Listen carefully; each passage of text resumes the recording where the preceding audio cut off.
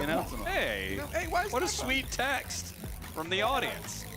As we get ready for our next one here, I do think High Five. तो चलो guys आ चुके हैं हम वॉच पार्टी के साथ एंड WCS का डे 2 है आज थोड़ा सा लेट हो गए हम for the watch party but finally we are here game तो गाइस हो चुका है and I guess this game is fun awesome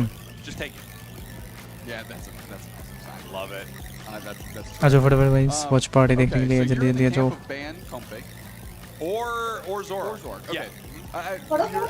फटाफट आओ लिंक शेयर कर दो सभी को वॉच पार्टी की strategy pool that we've seen them use is actually a comp-based strategy themselves. Great. So, you know, it's one of those things you ban by proxy. You ban by just taking it and executing a similar style of play, or at least using it as one of your building blocks here. As we go into the replay here of इसका volume हम बढ़ाएं थोड़ा सा just a highlight reel of Vitopa. तुम लोगों को दिख रहा है क्या प्रॉपर सब We've कुछ seen this before. This combination is so powerful that we've seen teams मेरी win आवाज the प्रॉपर आ world रही है स्ट्रीम पे championships with guys it. We've seen Luminosity win their world championships with a combination like this, and it has to be shut down in some way. Lots of tools from High Five, but those are all getting shattered here by Zeta in every moment throughout this match. Catching this Zarina early means it doesn't get to do anything in this fight. Charizard with the Unite move, and then the immediate, dash away there from the Zora. मैं दूसरे Chrome से हूँ because Chrome मेरा use हो रहा है यहाँ पे वॉच पार्टी में हाय किड होगी स्टार्ट वॉच पार्टी देखो हो गई गाइस सभी को लिंक भेज दो फटाफट वॉच पार्टी है So good. वॉच पार्टी में होता क्या कब शुरू टूर्नामेंट हो रहा है उसे Take a look देखते at the हैं item setup. It's always fun to kind of look at what these pro players want to run. Trying to get as much attack as possible while also creating an opportunity for a little bit of अरे defense tournament होता है ना उसी को देखते हैं you get a little too low, the Comfey healing is able to push you a little bit, and then the focus band चलो मैं थोड़ा सबको टैग कर देता हूँ डिस्कॉर्ड पे outside of that they're stacking both with their attack watch party देखने के लिए and right there with the Excel bracer every time they're picking up a KO and assist. Got that stacked pretty fast when you have 18 knockouts. Yeah, and I mean, Vitopa's not hiding their hand here, literally holding the plushies of at least one of the Pokemon we've seen them dominate with. It just holds Zora and Comfey right in the picture, like, this is what we're gonna do. And if you recall, I mean, when mute कर रहा हूँ तुम्हारी आवाज कैसे capture हो रही है stream पे don't know we know what Vitopa's about. It's like, I'm not hiding anything. You didn't have to go far to study me. Now show me that you can shut it down, and not a lot of teams have. Certainly not High Five game. I gotta say, I'm loving seeing Zeta playing like this. I had really high hopes for this team heading into Worlds. They were my #1 pick out of Japan. Japan in general, just a monster of a region right now. Clearly the top region in the game. There's Insomnia right there, watching them ascend. Japan clearly the top region. All 4 of their teams moving on today. All 4 feel like they have chances to head to our grand final. And there is a reality where 2 teams from Japan could square off in grands. Yeah, absolutely. And I think fortunately for the Japanese teams, they're all on the 4 corners of the bracket.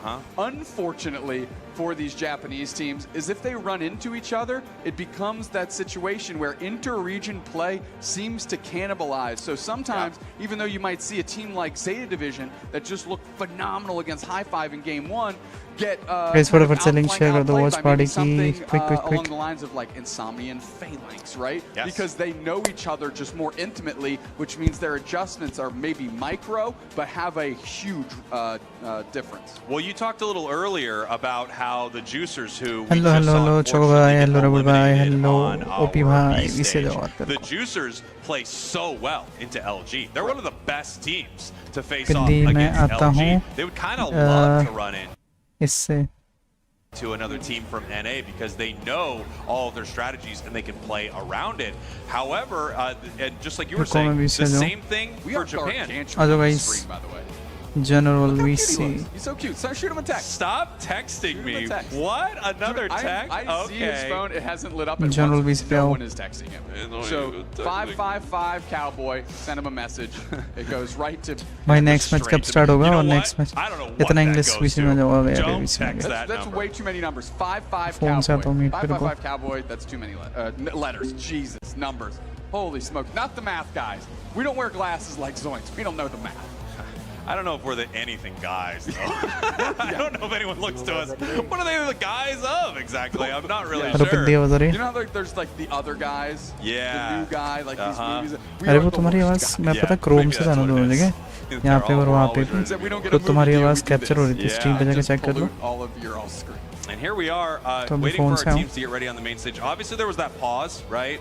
Late game there in game Guys, क्या लग रहा है क्या between होगा High इसमें? Five and हाँ जी? Zeta Division. So whatever tech issue is happening on stage, we want to अभी make sure phone से आया हूँ that meet that पे। is resolved before we move on to our next game. Of course, if we have any match on our B stage that is starting, आवाज़ we नहीं would uh be रही jumping over to it. We don't have that yet, but if we do, we आवाज़ will नहीं आ take रही, a look आवाज़ at नहीं आ that रही। as quickly as we can. Can we get our bracket back up? I would love आवाज़ to uh take रही a है। look at that right here so we can talk about नहीं आ how रही। the day is shaking out, the games that we are going to see. हाँ मैं ये कह रहा हूँ कि Obviously, तुम्हारी we're आवाज़ जा starting रही with थी an स्ट्रीम पे absolute barn burner, which is High Five Zeta Division. Zeta अरे up capture। one game right now. Taking a look at this here, Team EX Juicers. Team EX, it's not updated yet because it just happened, but they went 2-1 over the Orange Juicers, meaning Korea's chances of heading to the grand finals are still alive.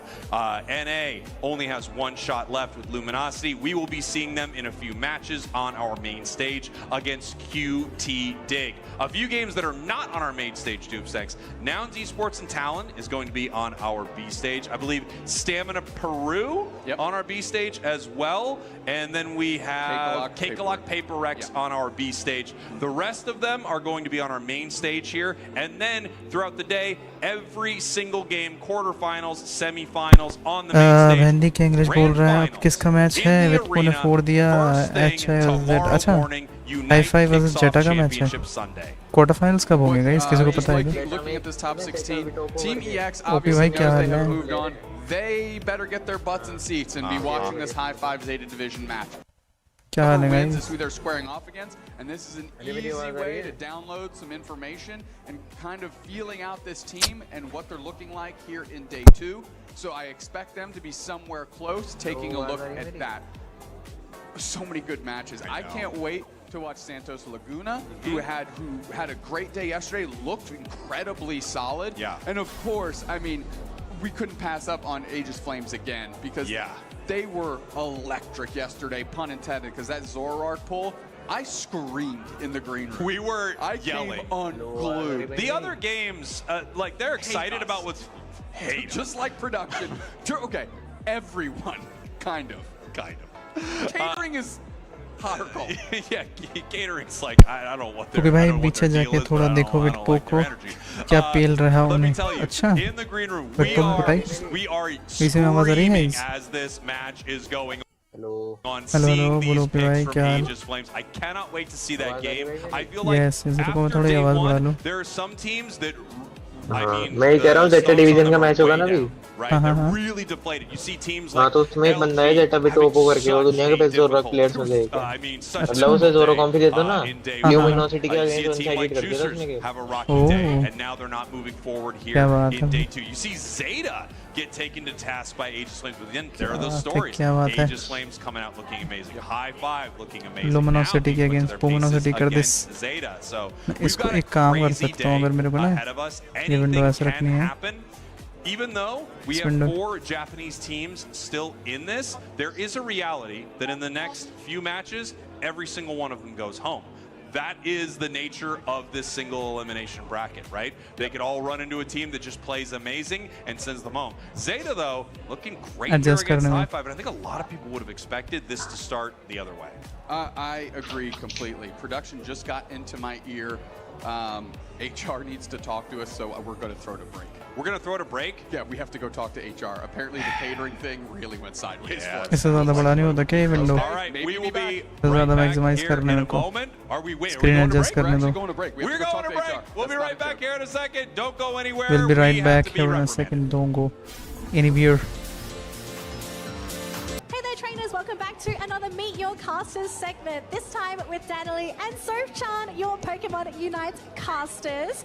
And we're going to be asking each other some questions पिछला so match that you data guys division can learn a versus little bit more H15 about था us. अच्छा So, अच्छा जोरों से one first side कर question, दिया होगा अभी Sopchan, देखना what पड़ेगा is जोरों your कॉम्पी लिया है favorite इसने Pokemon? Open Oh, it has to be the legendary Jigglypuff, and I'm low just so भाई कर happy दिया that one there's side a game world's एक बेस exclusive बचा है plushie इनका for Jigglypuff, and the bow just looks amazing. कुटाई कर दी So कुटाई I feel very privileged. And what about yours? So my favorite Pokemon is Mandibuzz, a little bit out there, but I don't know, it's just जोरों something कॉम्पी about तोड़ दे Mandibuzz, कितने it looks counter उठा लो cool, but it also हाँ looks जोरों कौन odd. तो भाई And I like odd things. खेल ले तगड़े खेल ले देख तो वो ना Mandibuzz has been a huge favorite of वो mine अलग for a लेवल very का long प्लेयर है भाई वो time. ल्यूमिनोसिटी का I अगेंस्ट know खेलता है both of जोरों us would कॉम्पी love to तब have भी this वन साइड Pokemon कर added देता into है Pokemon हाँ, Unite, but ये if you इम्यून सा can हो think जाता है of उसको another जरूर Pokemon भाई to add ये जो into लड़की the बोल Pokemon रही है Unite वो game, बहुत who would अच्छी you है like? अरे So I am a rabbit very भाई big तुम्हें तो fan लड़की of दिखेगी हर जगह round Pokemon, as you can tell for the शर्म Jigglypuff. कर लो And Danily, I think शर्म that करो the शर्म करो भाई rodent शर्म types of Pokemon are also इधर भी on my लड़की देख रहे हो WCS but ना देखने to की me, जगह it's the Dedenne. I love the Dedenne. It's round. It holds its own tail. It's the most adorable little thing, and I kind of look. Welcome Oh, back match to the start हो Pokemon गया Unite Championship Series. While we have a small हो गया technical क्या? issue हो गया on हो the गया main stage, और like ये we मैच talked है about CKL earlier, PRX का we CKL have against games on इसी our B stage happening right now, and we are jumping into it. अच्छा रुको रुको मैं करता हूँ रुको रुको This is their बस यही first इसलिए तो मैं वेट कर रहा था मैच स्टार्ट हो पिक्स वगैरह सही नहीं दिख रहे और इसको थोड़ा सा ना ऐसे करते हैं अपन विंडो को छोटा करके हाँ ये परफेक्ट रहेगा नहीं अब देखना one of the worst names to try and say in the game here, looking to select their अब Pokemon. देखो We haven't seen much All Creamy. Have a look, guys. Blacklight for Kagalak picking Now it that should Pokemon perfect. up. Thoughts on All Creamy? Yeah, it's had an interesting weekend, right? I think a Watch patch Party on ago, top. this thing would have been banned. It would have been ये instant देखो ban अब सही है every ना single game. Right now, I Perfect actually है think it's just a very recent अपनी team को तो बुला लो support, which is अभी तो always एनालाइज tricky. करेंगे सब It गेम feels पे like these भाई players सब लोग need आ जाओ some time with these Pokemon before they feel comfortable enough नहीं होगा to ना play them on the world stage, which is Watch Party something वाले very, very new, unless it's considered extremely powerful, like Latios, doesn't इसका really sound कम make करने दो मेरा कान दुखने लग गया अच्छा अच्छा Yeah, paper uniquely, the support options in this game aren't bans anymore. I mean, I say that Hoopa has, but भाई टीम वाले आओ वॉच पार्टी में देखते नहीं होगे तुम लोग डेविड भाई आ जाओ more broadly.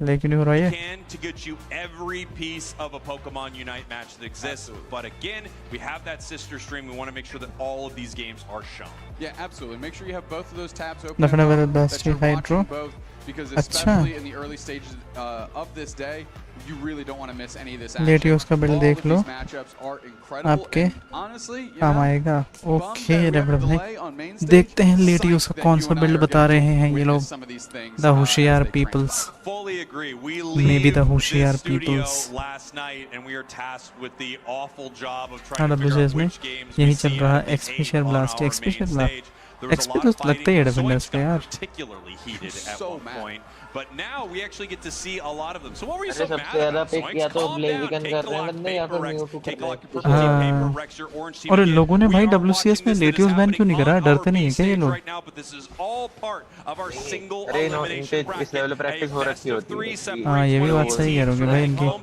and the other वालों team को from तो moving ऐसे ही forward खेलते towards our grand final. और WCS से तो I mean, और लेटियोस से तो वैसे डर नहीं here, लगता not filling the defender role, going to be an attack Stoice, going to be trying to deal damage. Levied Is भाई it कल रैपिड हाई का Sunsage, मूव as चला they're रहे putting हैं pressure on Solo, half of their HP bar is gone.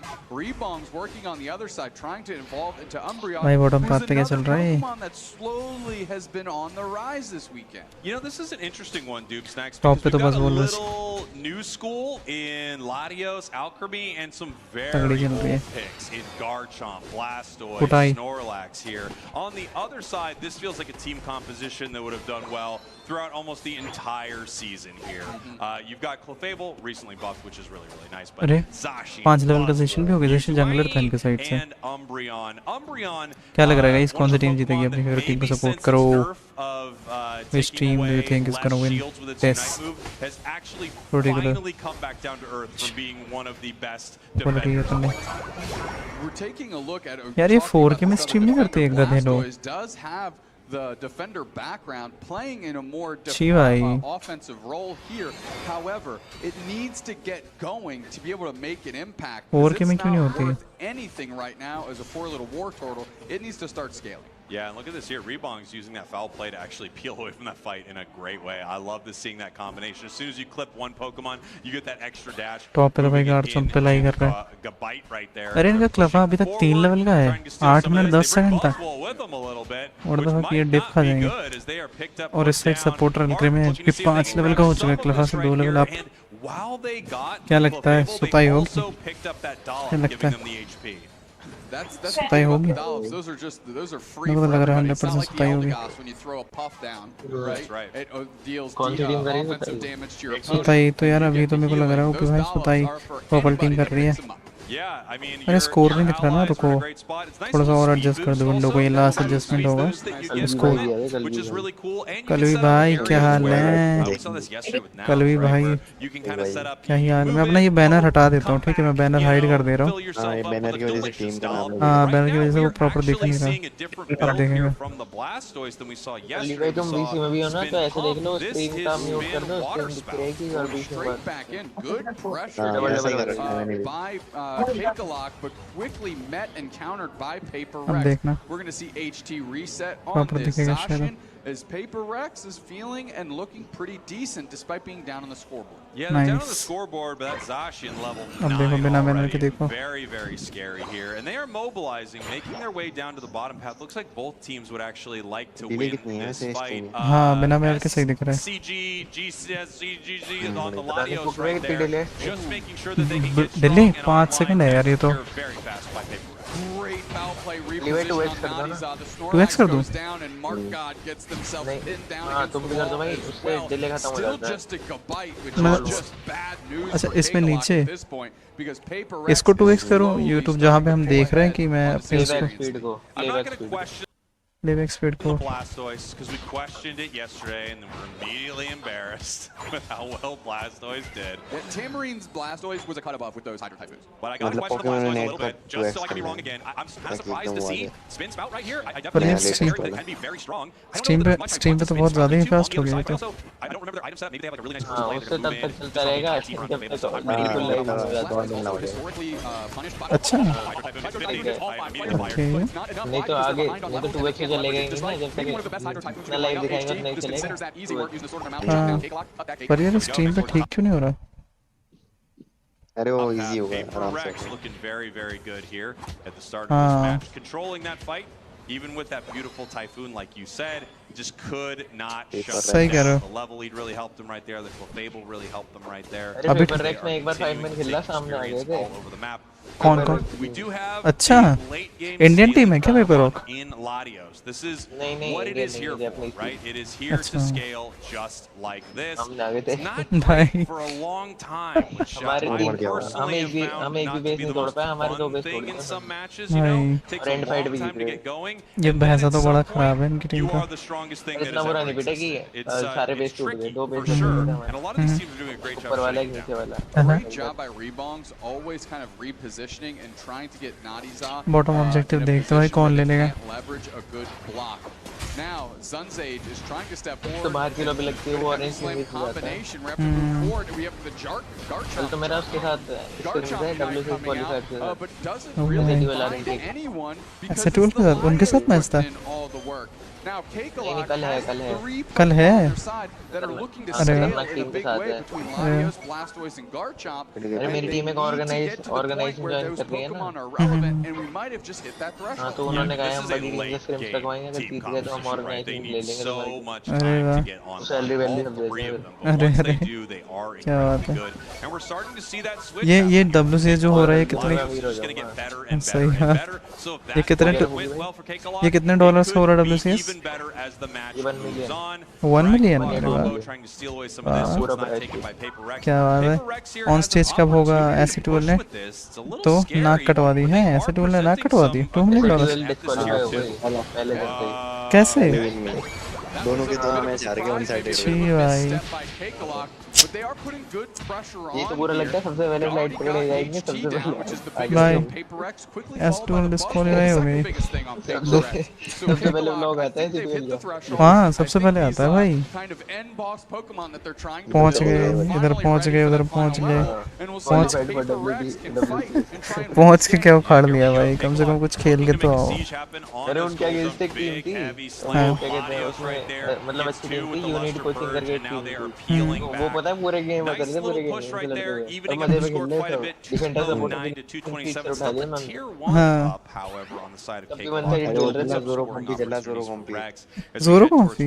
वो देखा 20 seconds Hmm. on this bottom Reggie. I don't know if it was you or maybe it was Zoinks. We were talking about some of these matches from yesterday, mentioning that the team that is अरे भाई, grabbing bottom बेइज्जती करवा ली। for Ray has really और been हमारे taking player over ऐसे some हाथ of जोड़े these बैठे fights. हैं एक That गेम sounds like के something हाँ। reasonably intelligent, so I definitely did not इतने see serious that. उनका प्ले स्टाइल अलग ही होता है यार Follow एकदम। me attempt kind of misses, and I think हाँ। they would have gone वो and मजे taken खेलते हैं a हमारे catch ज़्यादा on सीरियस Naughty नहीं Dog, they लेते could have हैं हाँ, gotten it. हमारे Because ज़्यादा that's where सीरियस Rebounds लेते has हैं। been the whole time, right? हाँ, वो Focusing मजा on their भूल जाते हैं opposing हमारे यहाँ के प्लेयर defender. गेम वही तो U2Y is मजे में there, भाई putting वो ना some सीरियस में decent हक देते हैं, damage, वो just पैनिक हो गए। pressing down Cakewalk, really हाँ just finding उनकी हार्ट बीट space बहुत तेज हो and जाती है making तेज sure होती है। Cakewalk वही can't तो take that last Reggie. वहाँ के बंदे ऐसे एकदम मास्टरी करके भाई, वो तो चिल होके भी खेल रहे हो। कैजुअली खेलते हैं भाई वो वही तो वही तो हाँ वही तो अच्छा, अगली बार अच्छा करके टीटीवी वगैरह नहीं हमारे कितने तो ऐसे है टीटीवी कितने टूर्नामेंट्स नहीं हार जाती, फिर भी वो हर टूर्नामेंट में आती है। मतलब ऐसे उनको बेटर होता है ना कॉम्बो उनका खेलना हर ही बार ना। अच्छा परफॉर्म करते हैं पिछली वही बार तो अच्छा परफॉर्म करते हैं, भले ही हार जाए। हमारे यहाँ तो ऐसे हैं भाई एक चांस है एक ऐसे जिंदगी में आज जीतना है एक चांस है ले भाई, यहाँ तो सता दो डाउन कर दी वो, दोनों साइड के दो डाउन हो गए हैं। सबको चमकती है सबको चमकेगी दोनों साइड बराबर चले ठीक है हाँ ब्लास्ट भी डाउन हो गया लास्ट भी डाउन हो गया, दोनों साइड से 200 गोल्स है। अरे टीम मिल गई इसके बाद मैं थोड़ा सा और एडजस्ट करता हूँ, गोल्स वगैरह भी दिखने लग जाए। दोनों साइड ऑरेंज साइड से 243 के गोल्स हैं और पर्पल साइड से 209 के गोल्स हैं।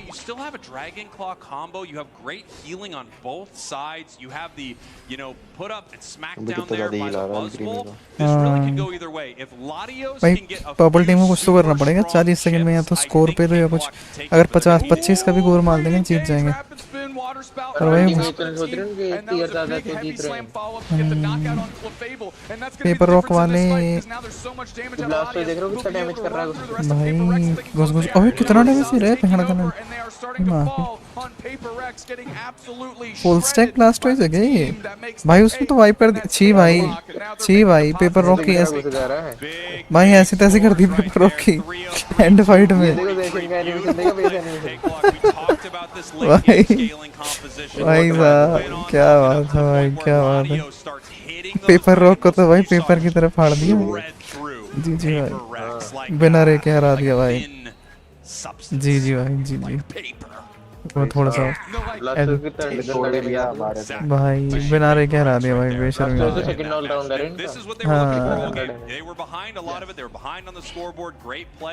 इसको थोड़ा सा और एडजस्ट करना पड़ेगा। हाँ ये मगर ये घंटा कुछ इम्प्रूवमेंट नहीं करा इसमें यार। सीओ तो है बस वही, कुछ झाड़ बराबर इम्प्रूवमेंट नहीं लगता गेम में। पैसे खा रहा है बस। थोड़ा सा अब तुम लोगों को प्रॉपर दिखेगा भाई, मैं फुल एडजस्ट करके रखता हूँ इसको बिना ओवर लेके, मक्खन दिखेगा तुम लोग को। वाह यार experience, user experience perfect fit. आप देखो सब देखेगा, टाइम भी देखेगा। बैक करके देख लेते हैं थोड़ा सा रिवाइंड करके। लुमिनोसिटी का मैच हो गया, हार गए लुमिनोसिटी, हार गए 0-2 हैं हार गए 0-2 हार छी भाई। रिजेक्ट करके एक टीम थी उससे आ रहे हैं 0-2 भाई। ओवरलॉर्ड को बहुत गुस्सा आ रहा था, वो चिल्ला रहा था टीम पे अपनी, कह रहा था वो उसने ओवरलॉर्ड ने ट्वीट भी कर दिया this is the last win celebrate. ओ भाई सामने वाली टीम सामने ओवरलॉर्ड अगली बार आके बदला लेगा नहीं। हां अगली बार ट्राई हार्ड करेगा, अपनी टीम पे चिल्ला रहा था वो मैच हारने के बाद, अकेले मार रहा है वो वैसे ही चिल खेलता है वो बंदा, Fable were actually favored in those refights, right? तो So to भाई me, 2-0 that तो final नहीं refight boiled down to two factors: Clefable and Latios. पर क्वालीफाई तो हो गए, बाहर नहीं हुए। नड़ भाई That's exactly why डेलफॉक्स से खतरनाक बिल्ड बताओ। डेलफॉक्स से खतरनाक बिल्ड शोगन भाई, डेलफॉक्स से खतरनाक बिल्ड है। एक तो वो तुम्हारा एम्पलीफायर, फॉर एग्जांपल सेट में जाओ, तीनों पोकी भाई के बिल्ड है वहां। हाँ जो मैं लगाता हूँ वही बिल्ड है। एक तो लगा लो, मैं तो वो खेलता हूँ सारे प्लेयर को into the इन्होंने heavy बताया। slam to chip everybody up, keep them into the corner, Yes. and immediately knock अब बढ़िया दिख रहा है भाई, अब मस्त मजा आ रहा है। ओवरलोड है तो पूरा, हाँ यार अच्छा खेलते हैं भाई। वो बंदे अलग ही खेलते हैं वो साले, मतलब एक पोकेमोन को गॉड ही खेलते हैं भाई। डोडो वोडो जैसे पोकेमोन, पता चला भाई डोडो वो लेके, वो भी कौन सा, वो ट्रिपल वो वाला नहीं, कौन सा ट्राई अटैक वाला, पता चल। कूद कूद के कैसे मार रहा था। हाँ भाई वो बहुत खराब मार मारता है उसे ट्राई अटैक डोडो से। Their ship was sinking to the bottom of whatever a deep trench would be. Davy Jones हाँ, locker. जो कल वाला I took them down to ये Davy रहा Jones' Davy। locker, and I'm hearing that we're going to be heading थोड़ी to सी a very short break. If we have more voice बढ़ा B दो। stage, we're going to be heading over to it. As soon as our main stage is ready, we're going to be going back up there. I got to go yell at Zoinks about something. He didn't do anything wrong, but we like him. Overload We'll be right back. Don't let him down. Hold on. ये लो शोगन भाई, तुम्हें लड़कियां ही देखनी होती हैं stream पे, देख लो।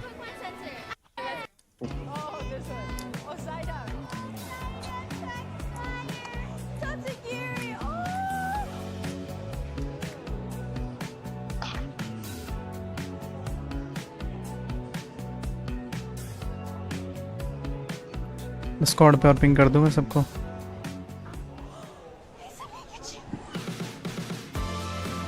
Okay भाई साइड एक दिलाओ साइड एक दिलाओ है नहीं क्या, बेस्ट ऑफ 100 में भी हार जाए हम तो। अरे हमारे वाले बचते ही हैं जैसे एमटीवी। हाँ वो तो है, एमटीवी को तो हम ही बजा देते हैं भाई, बाहर जाएंगे तो पता नहीं क्या हाल होगा। हाँ भाई तो अरे एमटीवी मेरे अगेंस्ट आई थी, मैंने लुका से 1,60,000 दे दिया भाई क्या बात। एमटीवी के बंदे एक बार मेरे पहले आए थे, मैं एजी स्लैश खेलता था जब एजी स्लैश नर्फ नहीं हुआ था। अकेले 5 क्यों मार रहा हूँ भाई, 5 बंदों की ऐसे तरह। हाँ जी बोल रहा कुछ मीट पे।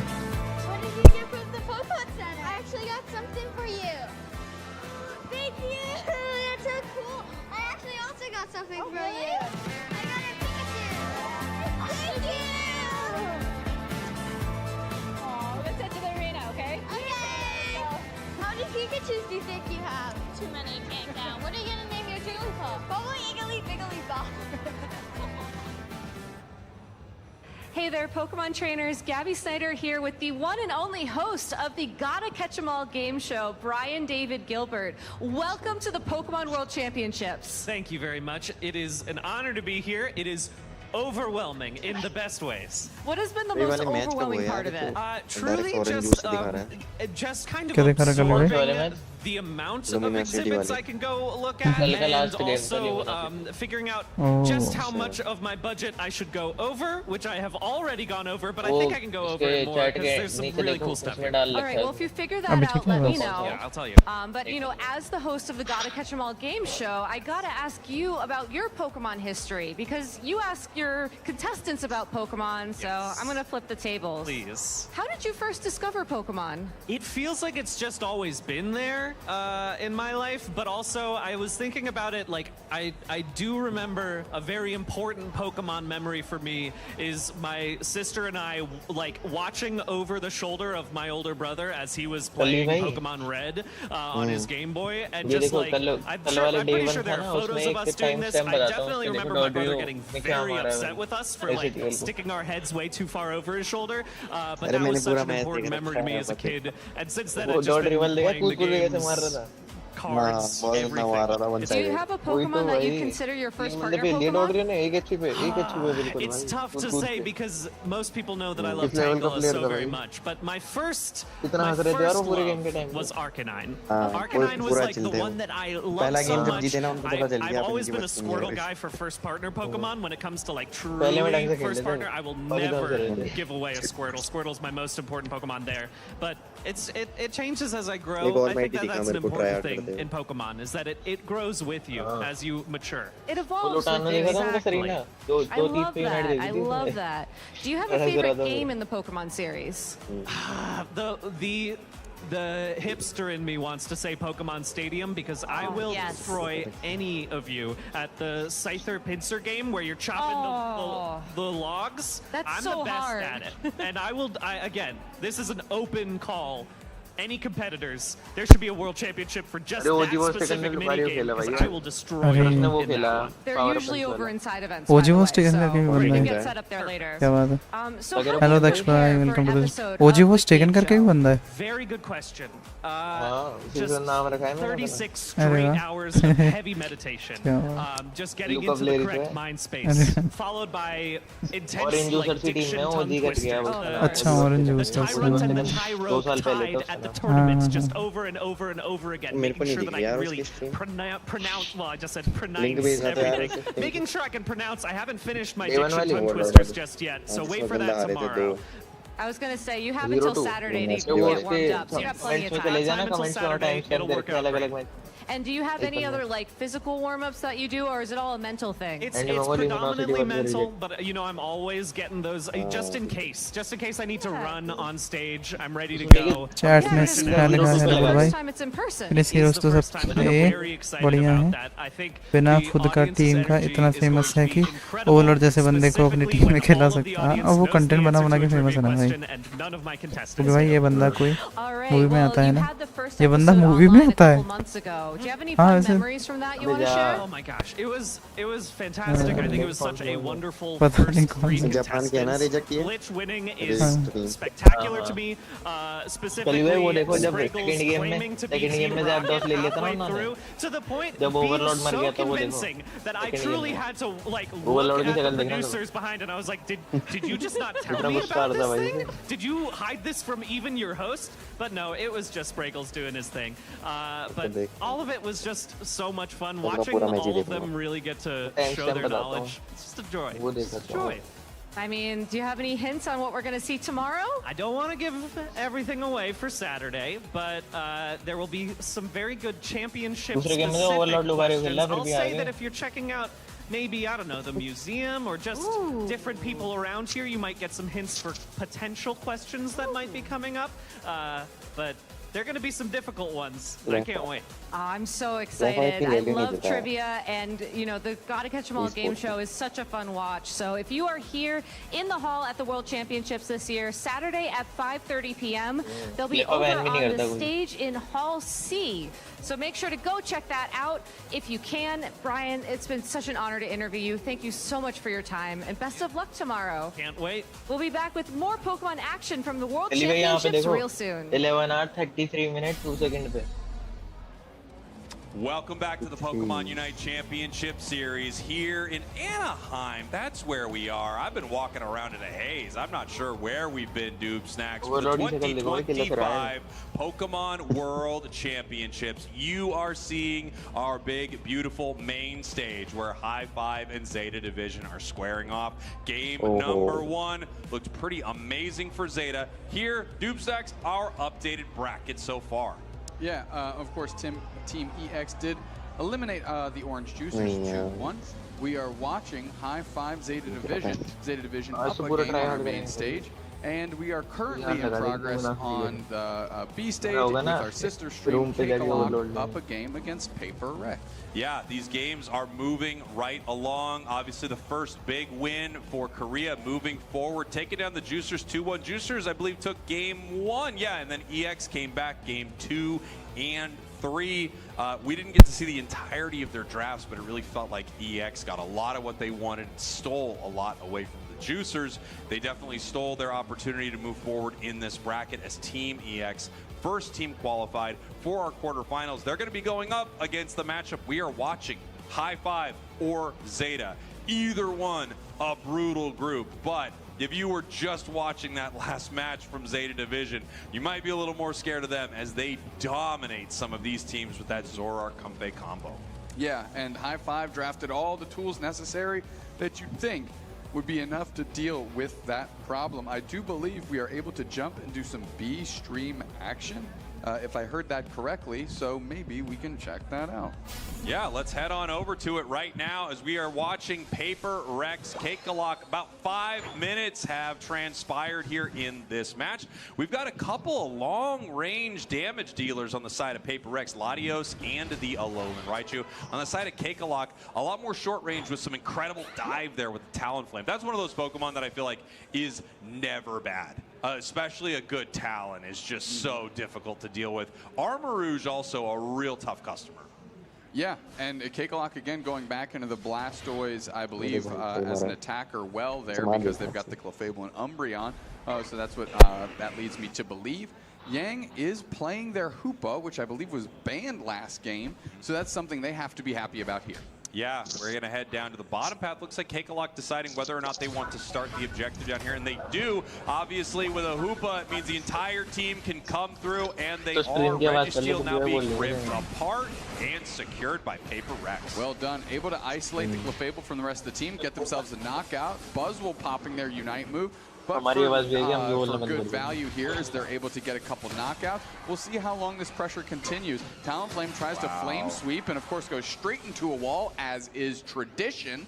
And Solo gets credit for 3 knockouts, and we're finally seeing a Latios that looks like they're online, ready to go, hitting level 12 at 4 minutes. Yeah, this is beautiful for this Latios. Those KOs were fantastic. One thing to notice about Latios' Unite move is it's not always the most stellar Unite move when it comes to getting a knockout. It's nice. It, you know, it hits multiple targets. It'll go through anything to hit that main target. But the big thing is it lowers its cooldowns considerably. So you see Dragon Pulses go at a very, very quick rate, allowing you to build up more stacks, but more importantly, that being your finishing move in a lot of these fights. With that Latios so ahead, so fast, I feel like this is going to be extremely difficult for Cakealock.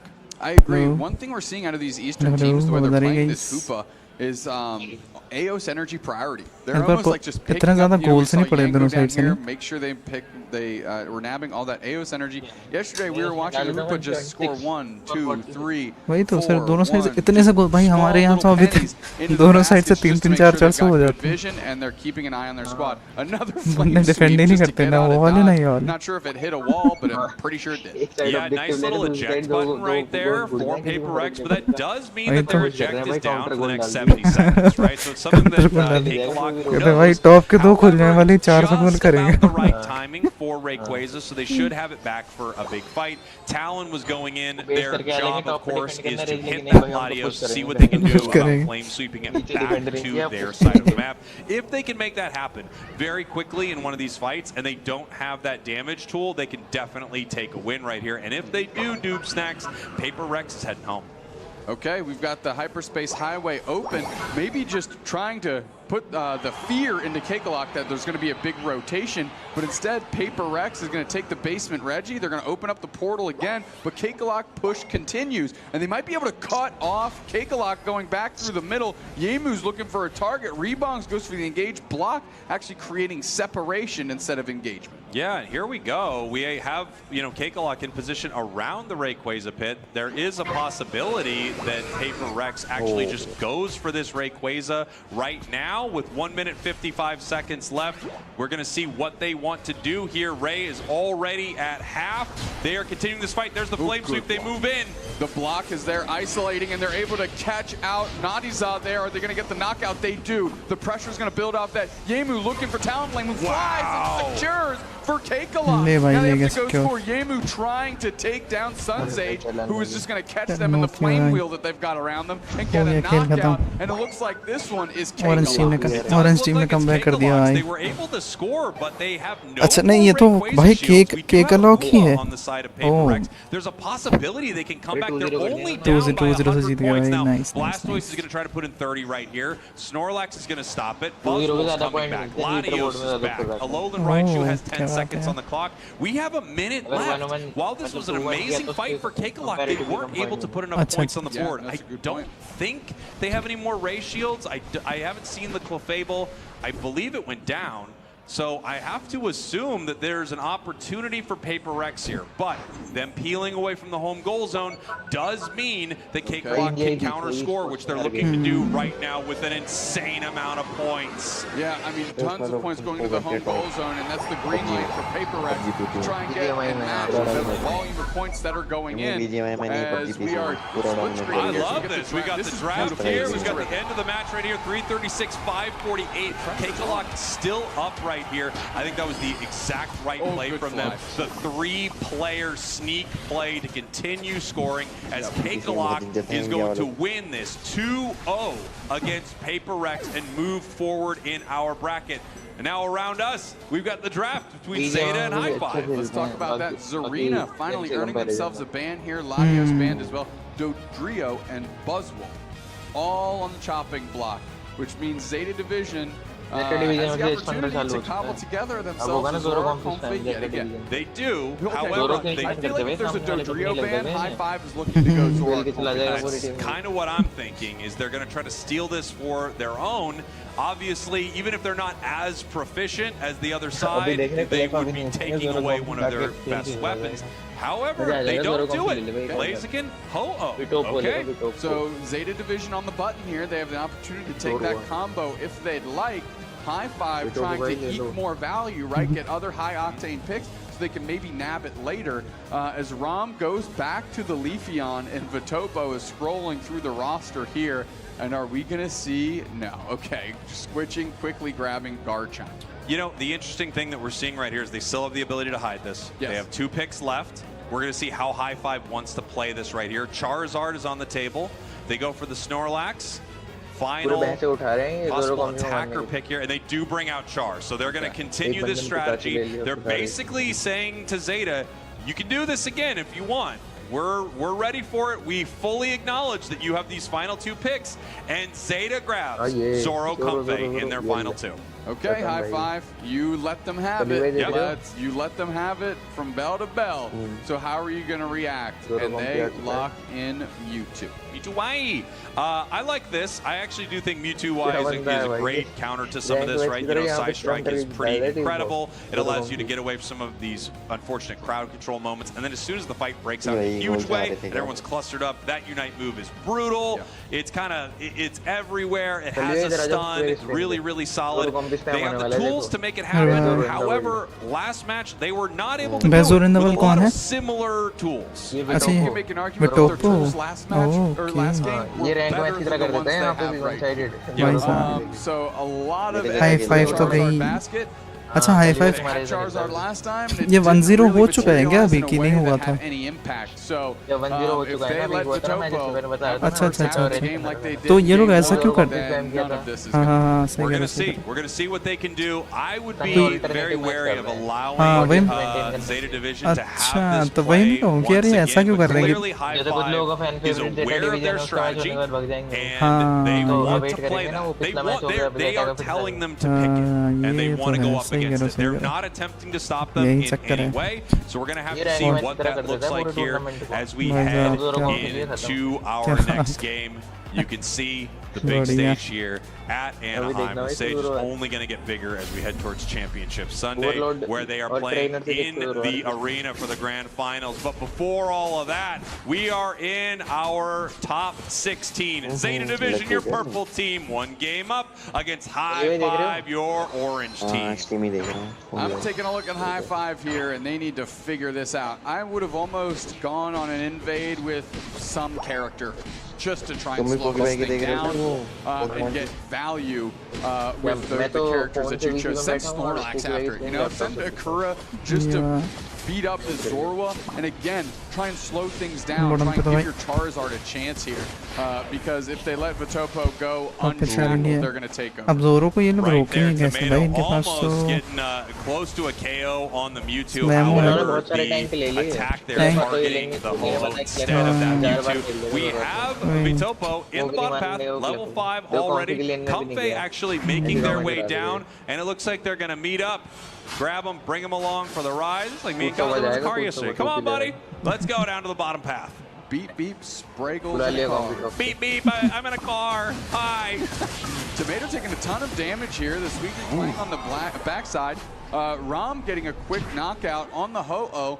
And Zeta Division already kind of feels like they're picking up right where they left off in game 1. Fully, yeah. We have some points, right, from High Five, but Vitopo is already doing Vitopo things with the Comfey. Nice score from them. Also, not only getting the Zoroark points, but also getting the 11 points that were on that Comfey. Continuing to put the pressure on. Here are all those stacks that they are looking for. Beautifully done by Zeta. Another stack, able to get the secure once again. The attack weight should be about fully ready to go in this bottom path right here. Ho-Oh putting in some work, picking up a KO. Now peeling towards this goal zone, trying to get some stacks of their own. Flamethrower becomes incredibly strong with all of these attack weight stacks. You know, I'm not trying to be too hyper negative in the early stages of game 2 here, but this looks like High Five against Insomnia at ACL, where they just can't figure it out. Yeah, you know what I mean? It's quite tough. They're like, they just feel a hair confused. Like on paper, they understand what they need to be doing, but it's not really translating into the Thea Sky Ruin. कि उसके मामले में तो फिर भी property में भी कुटाई कर रही है. We're already looking at a level 8 Zoroark, a level 7 Gabite. I mean, and they're just starting to snowball this lead already. Yeah, and here we have the fight in the bottom path. Almost level 9. Ready to move in for this engagement. Ho-Oh kind of pushing forward right here. All of this could go the way of Zeta, but instead they're looking to pick up some KOs, and they do, continuing the pressure. In the top path, however, we have the counter punch from High Five. Instead of engaging with the Zoroark, they are actually trying to make a fight of their own. But here comes Zoro तो Zeta. उसको पेल दे रहा है. Tank की ऐसी तैसी करती है और Zoro का लेवल देखो भाई 9 लेवल का है अभी. Shingdi's the next one. Shingdi is going to be gone, absolutely भाई eviscerated. This Thomas looking to score, and there's going to be a 20 over here out of Zeta Division as they are literally dog walking High Five. This is so इन लोगों ने ban क्यों नहीं करा? tough for High Five to deal with, but they asked for it. 2-0 uh This रहे is हैं the लगता है matchup they 100%. wanted. They asked Zeta to pick these Pokemon, so they're getting ये their गेम निकालना matchup. बहुत Now they मुश्किल है भाई need इस to टीम के लिए. deliver on this. Obviously, Blaziken takes a while to get online. It is now 9, which is huge for High Five, right? Charizard also needs its 9. But while this is happening, Zoroark already level 11. Another easy objective over to the side of Zeta. I mean, Rom is going to be a problem. This Garchomp is now a problem. भाई Zoro अकेले पूरे objectives ले रहा है भाई. क्या damage दे रहा है? 11 का हो गया बहन की. That they're looking at getting nickeled and dimed by everybody else, and that's when the big dollar bills for Topo's coming through, and they're making purchases themselves. Those purchases are High क्या मार Five रहा है? health bars. Wow, अबे कितना लंबा night slash मार रहा है भाई. वो घुस-घुस के डिलीट कर रहे हैं. भाई म्यूटू का डिलीट कर रहे हो. भाई साहब कितना घुस-घुस के मार रहा है भाई. ले ब्लेजी डाउन हो गया. वन साइड कुटाई हो रही है. हाई फाइव की तो. It's not good. It's not good. Like I said in the draft screen, the argument I was making is this draft at a High Five is arguably worse than the one that they had before to deal with this Zoroark, and that is bearing fruit right now because they are so locked in on Vitopo. They just got ran through by Rom, forcing out a Charizard Unite on a support Suicune. Disgusting work. Don't do that. It's nasty. कुछ नहीं कर सकते भाई. 4,000 alt भी दे लेगा ना तो भी कुछ नहीं कर पाएगा. भाग जाएगा भाई. वो बहुत ज़्यादा मोबिलिटी है. अभी मिस हुआ थोड़ा सा. actually be able to make something happen. Vitopo deciding to peel away from this engagement. High Five showing some signs of life here. Char not yet ready with the Unite move. Here comes Vitopo once again. Flurry Fields forever enough to top off Vitopo, and here comes the rest. अरे वो फिर मार देगा भाई. वो कितना खतरनाक target कर रहा है उसके म्यूटू को. भाई वो कहीं से भी घुस के कहीं से भी मार दे तो मर जाता है. हाँ एकदम तेज रोटेशन देता है भाई. बताओ 12 लेवल का हो चुका है.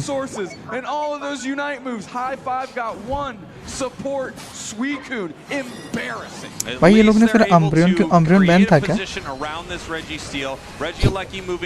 यार अम्ब्रियन लेके भी नहीं मार पाते तो उसको अम्ब्रियन बैन था क्या अम्ब्रियन लेके भी नहीं मार पाते खैर ये लोग तो उसको हाँ वही तो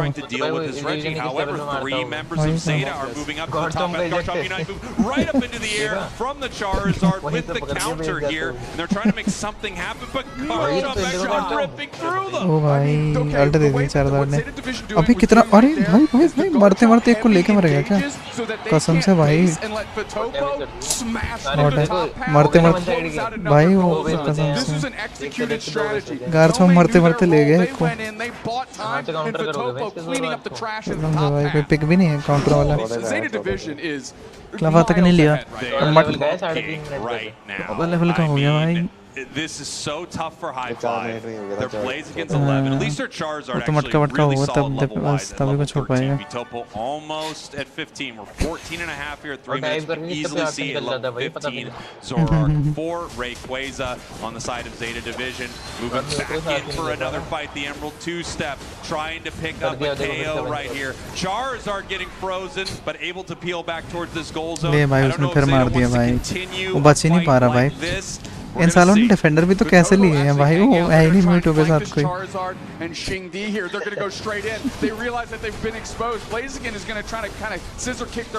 अब धरा सुकुंदर आ गया नहीं मार पाएंगे भाई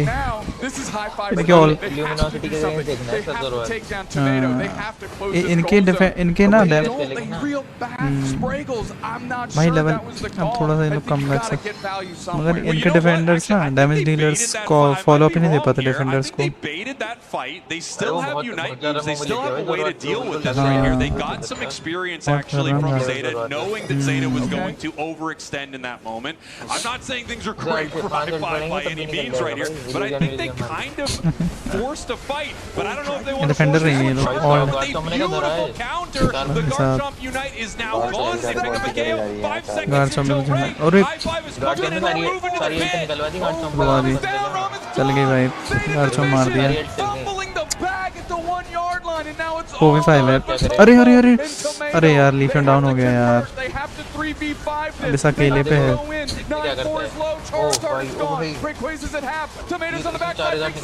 ओ भाई ओ भाई ओ भाई ले भाई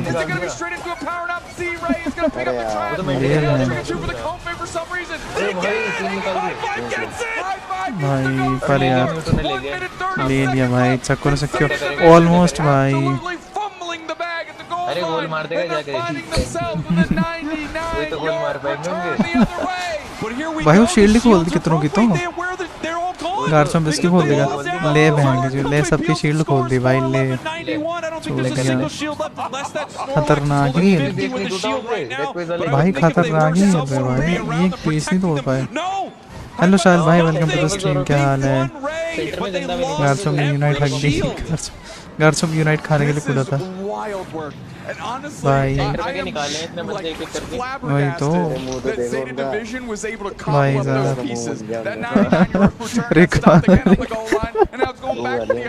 रिकॉर्डर लेके भी हार गए भाई क्योंकि भाई टूर्नामेंट में रे मिलने से भी नहीं जीतते भाई तो जीत सकते भाई कोशिश कर रहे हैं भाई उन्होंने इतना ज़्यादा गार्चो में फिर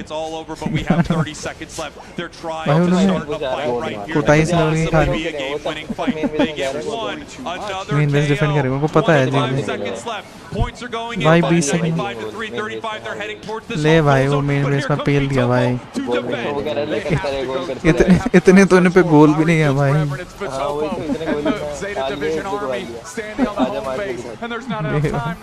यहाँ तो वो करने नहीं देगा ले ली खत्म हो गया भाई अरे उसको पसीना आ गया भाई उसका देख भाई कितना इंटेंस खेला है देखियो भाई साहब क्या खेला है भाई But this is the match High Five asked for. They asked for it twice. They know what Zeta is playing. It is no secret that Topo wants that comeback collar and they want to run around the map causing absolute havoc. ये चश्मा वाला है ना Topo? 2 times in a row. And भाई इतना intense खेला वो उसको देखो पसीना आ गया. I think it was a huge mistake. I agree completely, and you said moments that High Five was able to put together. It was moments that Zeta Division gave them. that eject button dragon rush in the middle of 5 people, I can't say that that was the best penned strategy, and actually ended up kind of causing an absolute kerfuffle. However, when they got back to the middle, like you said, we were so focused on Ray that we were missing back caps. That's why things felt disjointed out of Zeta Division. They were seeing the bigger picture. We were so focused. We, I can speak for myself, was so focused. जी हो गया भाई जी okay भाई switch दिलवाओ अब मैं टोपो से अच्छा खेलूंगा क्या बात कर रहा है भाई मैं टोपो से आ रहा जी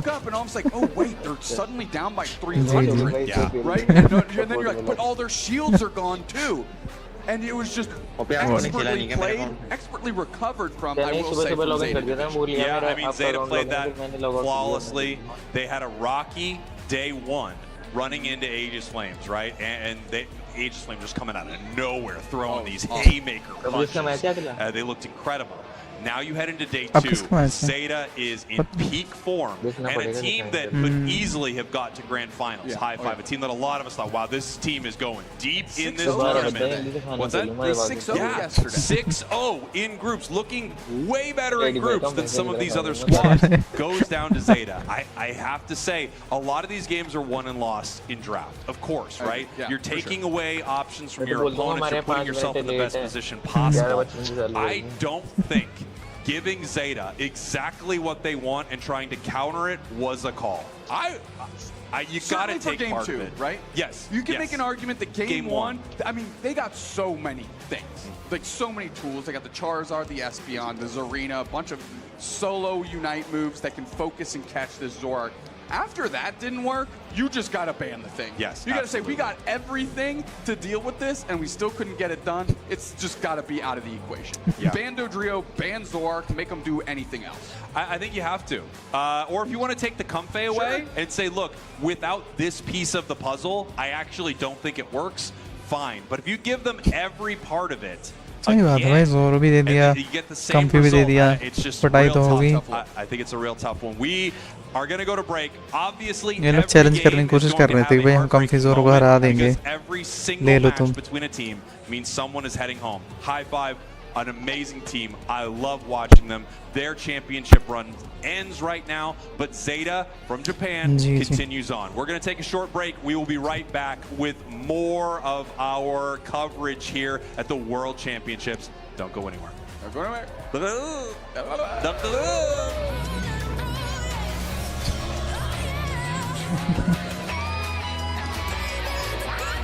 WCS.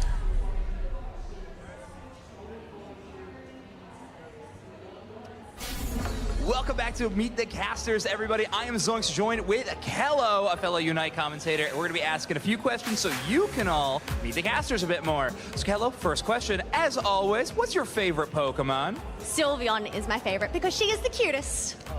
Yeah, that's a great answer. It's a great answer. It's not Umbreon, which I think is maybe the cutest, but it's still a fantastic answer. My favorite Pokemon, I said the previous one is Banette, but if I had to pick a second one, Global I'm going to go with 100 Gengar this time. Yeah. This time I gotta go with it. Okay, so for the next question, Kello, you've gotten the chance to do a few of these World Championship broadcasts. What is your favorite memory from any Pokemon World Championship? That is a really tricky question because there is so much to choose from, but I think it's just seeing the stage for the first time. All of the little details, I feel like there's so much to see and pick out, but obviously the matches. I mean, they're always so fire. So, as I said, it's hard to choose just one, okay? Exactly. No, that's so fair. I think both of us are choosing this World Championship might be the best one that we've ever seen. We'll see, we'll see. Now, another question that we wanted to ask every single Pokemon Unite caster is, what Pokemon do we think we want added into Pokemon Unite? There's already 70-some Pokemon, but what's another one you want in the game? I would love to see Totodile. So that is another one of my favorites because we cannot just have one, but I would absolutely love to see Totodile just running around, chomping everything. Okay, good. Very good, chompy boy. I love that. Last time I said Dusknoir. This time I'm going to go with my favorite Pokemon. I want to see Banette in Pokemon Unite. So bad. Speedster Banette, please. I'll do anything. Okay. Final question, Kello. We got a really fun tournament happening already while you were all watching this. So, what Pokemon do we think is going to be seen the most in the tournament? That's including both bans and picks. Ooh, Ooh, that's an interesting Yes, one. hello, I think everybody. Ho-Oh is either going to get banned or it's either going to get picked up if it doesn't end up getting banned. So that's my highest encounter right there. That's a great answer. I'm going with the same one. I also think it's going to be Ho-Oh. I think it's going to be a very, very common pick this weekend. Hello, we have one more fun thing to do in this segment. We got a very colorful wheel. Why don't you go ahead and spin that, and we'll decide on one final question. No, I think that was great. Oh, interesting is going to be our favorite EV evolution. I'm just kidding. It is going to be do your best Pokemon cry. Kellosaurus, please hit us with your best Pokemon cry. Slowpoke.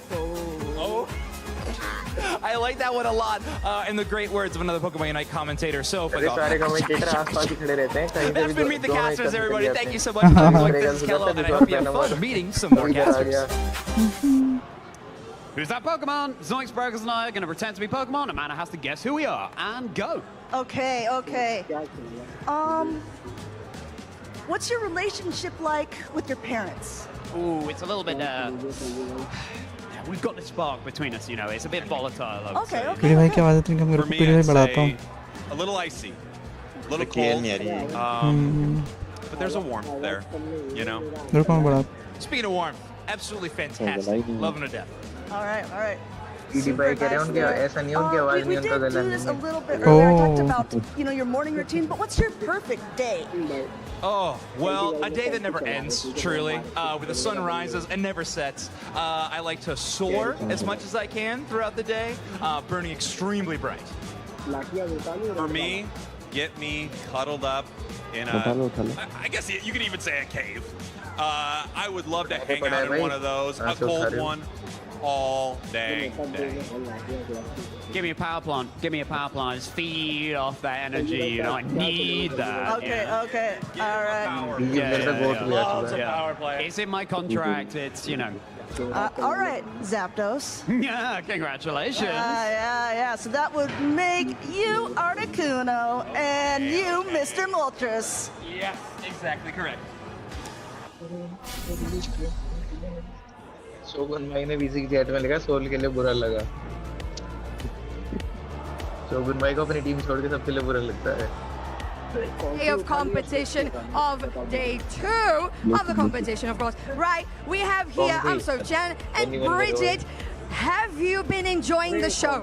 It's been incredible. Seriously, some of the best date games I've ever been able to see in person, especially. I'm having a great time. So I assume that you were here yesterday as well. So what was your favorite moment? Now, beating Paper X. Sorry, Paper X, I know they just got knocked out, RIP, but I had my noggles on. It was incredible. Really, really great performance from both teams, but getting the Nouns win, I felt something.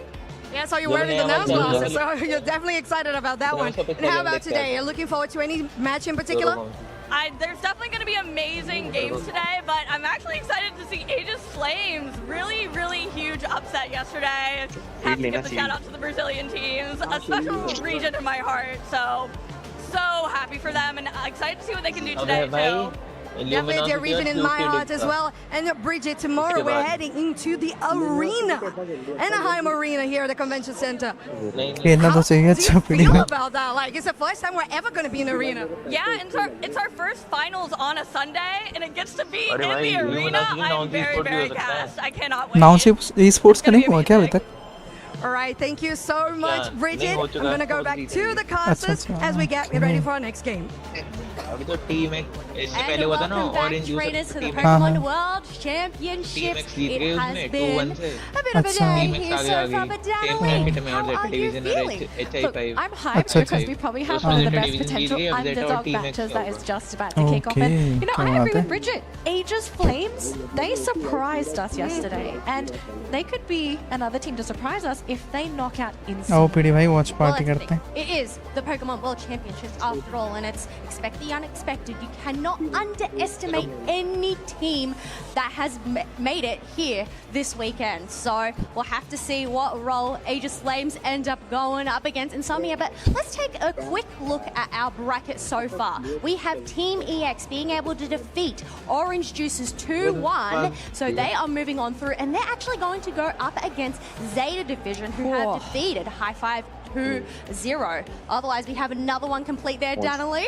Yep, and then as you can see towards the bottom, we had K-Kalog eliminating Paper Rex 2-0 in that matchup, which I think for a lot of people was a big surprise. Yes, we knew K-Kalog was a very formidable team, but to 2-0 Paper Rex, that's a statement in itself. So K-Kalog, they're going to have to figure out who their opponent is going to be. It'll be the winner between Rejects and Santos Laguna, which is going to be happening later today. So very, very exciting times here, Kels, because we're basically trying to funnel our teams down to our final two for Championship Sunday. And the question I think we're all kind of wondering is who are the top two teams right here for Pokemon Unite? I mean, the fact that we started at 27 teams yesterday for our group stage, down to the top 16, and we only end up remaining with 2 at the end to go on to tomorrow, and then obviously, well, it's 1. We've got to do the math, okay? That works out. There's only 1 champion here at the Pokemon World Championships for Pokemon Unite, okay? Absolutely, but we still got to chop the teams down. We've still got to figure out who's going to be the best of the best, and unfortunately, we do have to say goodbye to somebody in this best of 3 series. And the question is it going to be Aegis Flames or is it going to be Insomnia? And I think a lot of us are kind of questioning who's the strongest team between these two, because, I mean, everyone knows who Insomnia is. They are the ACL champions. They qualified for Worlds very early. I think that is something we do need to talk about. They qualified for Worlds very early, and then after ACL, the team kind of, you know, they kind of went for a little bit of a snooze, a little bit of a slump. They've been kind of hiding strats leading up to you know, typical things for Insomnia, but Aegis Flames, I think this is a team that, I mean, obviously they qualified for Worlds. Insomnia अभी तक बची हुई है. I think people are kind of asking themselves is, how good is this team really? And are they इसमें फिर ये क्यों दिखा रहा है round of 16 up next? Aegis Flames versus Insomnia. Insomnia. अच्छा. I mean, I spoke to Mets yesterday, and he loser bracket में हार गए फिर बाहर हो जाएंगे नहीं सीधा. Like this guy smiles. Asset-Duel को loser. Like, Asset-Duel नहीं है loser bracket में. Zeta Division tomorrow, and he was like, oh yeah, they can totally beat Zeta Division. That's the matchup. They've got Insomnia first. But, I mean, I love that attitude already coming from Aegis Flames. Yes, they are definitely coming in confident. I did bump into them this morning as well, asked how they felt, and they said they're feeling great. So, you know what, confidence, that is part of the key to success when it does come down to the Pokemon World Championships. Well, the thing is, yeah, you cannot let those nerves get to you. And, well, you know what, Aegis Flames, as you mentioned, huge upsets yesterday, being able to defeat Zeta Division, and, well, that was one of the Japan representatives. Are they able to take down the other Japan representative, being Insomnia? I would argue Zeta Division was the better team if you were to compare Zeta to Insomnia. Now the thing is, like, yeah, they beat Zeta already, but we have to remember there's a potential opportunity for them to go up against Zeta again. And because it's potentially a rematch, if this does end up happening, they don't have the element of surprise anymore, right? They've already kind of revealed their hand at Worlds. So you kind of have to have something in your back pocket, or maybe on your head going into these matches, as we do have a Metagross there on the side of Aegis Flames, and also the Zera. Yes. Absolutely. Got to bring the Zera aura on to that desk for you. For that luck, we obviously saw the Mattis go in with an incredible match with that Zera aura yesterday. So we'll have to see whether it ends up being let through. I mean, there's also, you know, the decision of bans. Insomnia thinking of going safe, or do you think this is where the respect bans might come into play? Okay, so this is a question I think we have to kind of direct at Insomnia and how comfortable they feel playing up against Azera, because of course it is a very unconventional Pokemon that you don't normally see in the competitive scene. It's very niche, it fulfills a very particular role, and because you're not scrimming against it very frequently, sometimes it can really catch you off guard. They're the ones I love to see. Yes, absolutely. Now, keep in mind, this is not a Pokemon that is foreign to the Japanese scene. We do actually see quite a few Zeras kind of popping around here and there, so the region is rather familiar with the Pokemon. So just going off of what I know from the Japanese region, I wouldn't be surprised if Insomnia maybe leave it in the pool for now. They have the knowledge that this Pokemon exists and that Aegis Flames can play it. But maybe Insomnia, when they're drafting, they pick up a few Pokemon that are going to counter a Zera if it still appears, because we also have to, remember there are some really strong Pokemon that are overperforming at Worlds this year that probably they kind of deserved bans compared to a Zera. Yeah, I guess that's where that meta does become more refined into day 2, but I believe we are going to go throw it over to that feature stage and have a look here. We have Reject going up against Santos Laguna here. We're about the halfway point so far. This game is live as well, folks, so the winner of this set will be playing up against Cakelock in their next round. So we'll have to see who's going to be able to take this series because it is game number 1. We have not completed our first matchup, so first point is very important in the best of 3 series as well. Now we do have the Regieleki being taken up top here for Reject, so that is going to start pressuring Santos' top lane. The bottom lane, they do have that priority for the Scyther. But the thing is, who is the priority target for this Scyther? Because being level 10, there aren't too many Pokemon on the side of Reject that you can easily snipe. Well, I guess that's given Santos Laguna's play style. They don't really need a target because I feel like Scyther is a Nemo's signature Pokemon, you could say. So, I mean, if you were to pick a target, maybe that Armarouge, that Buzzwole, but also Blaziken can be a big threat. But, well, this Regieleki is no longer a threat to Santos Laguna as Scyther was able to finish it off. Pavoni, though, sticking around, looking to pick up some Aeos energy. Whether they're going to dunk it in, we'll have to wait and see what it looks like because Anemo has decided to go on downtown.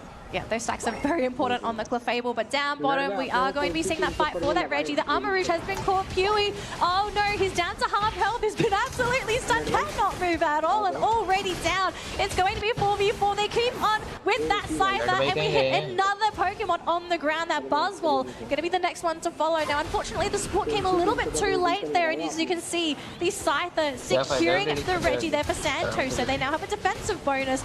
But Reject, they still want to fight into this. They have the overheat charged up on that Blaziken. I mean, it does some good damage, but can they follow through and get these knockouts? Oh my gosh, Minoto being able to escape on that Blissey with 1 HP and a Dream. We do have that Snorlax getting taken down, so not the most valuable asset to knock on out because they are going to respawn quite quickly. Otherwise, less than 20 seconds left to go until another Regieleki spawns. We can already see that Anemo on the side that has reached that level 13, so has both of those plus movements on hand. But I mean, they're on the back foot right now. The scoreboard right now is 233 to 26 points in favor of Reject. Now we have to remember as well, Scyther, although a very powerful Pokemon, can be knocked out if it is locked down by a strong move. The Buzzwole, they're going to be starting the fight there for Reject, and immediately the support is down on the side of Santos, as well as the Aegis Slash. It's just going to be the Scyther, Snorlax, and that Mewtwo Y to stick around for the team. It's a 3v3 there. We have Pewee wanting to come back into that fight. Haruto desperately trying to catch up to that Mewtwo, but unfortunately just isn't able to latch. No!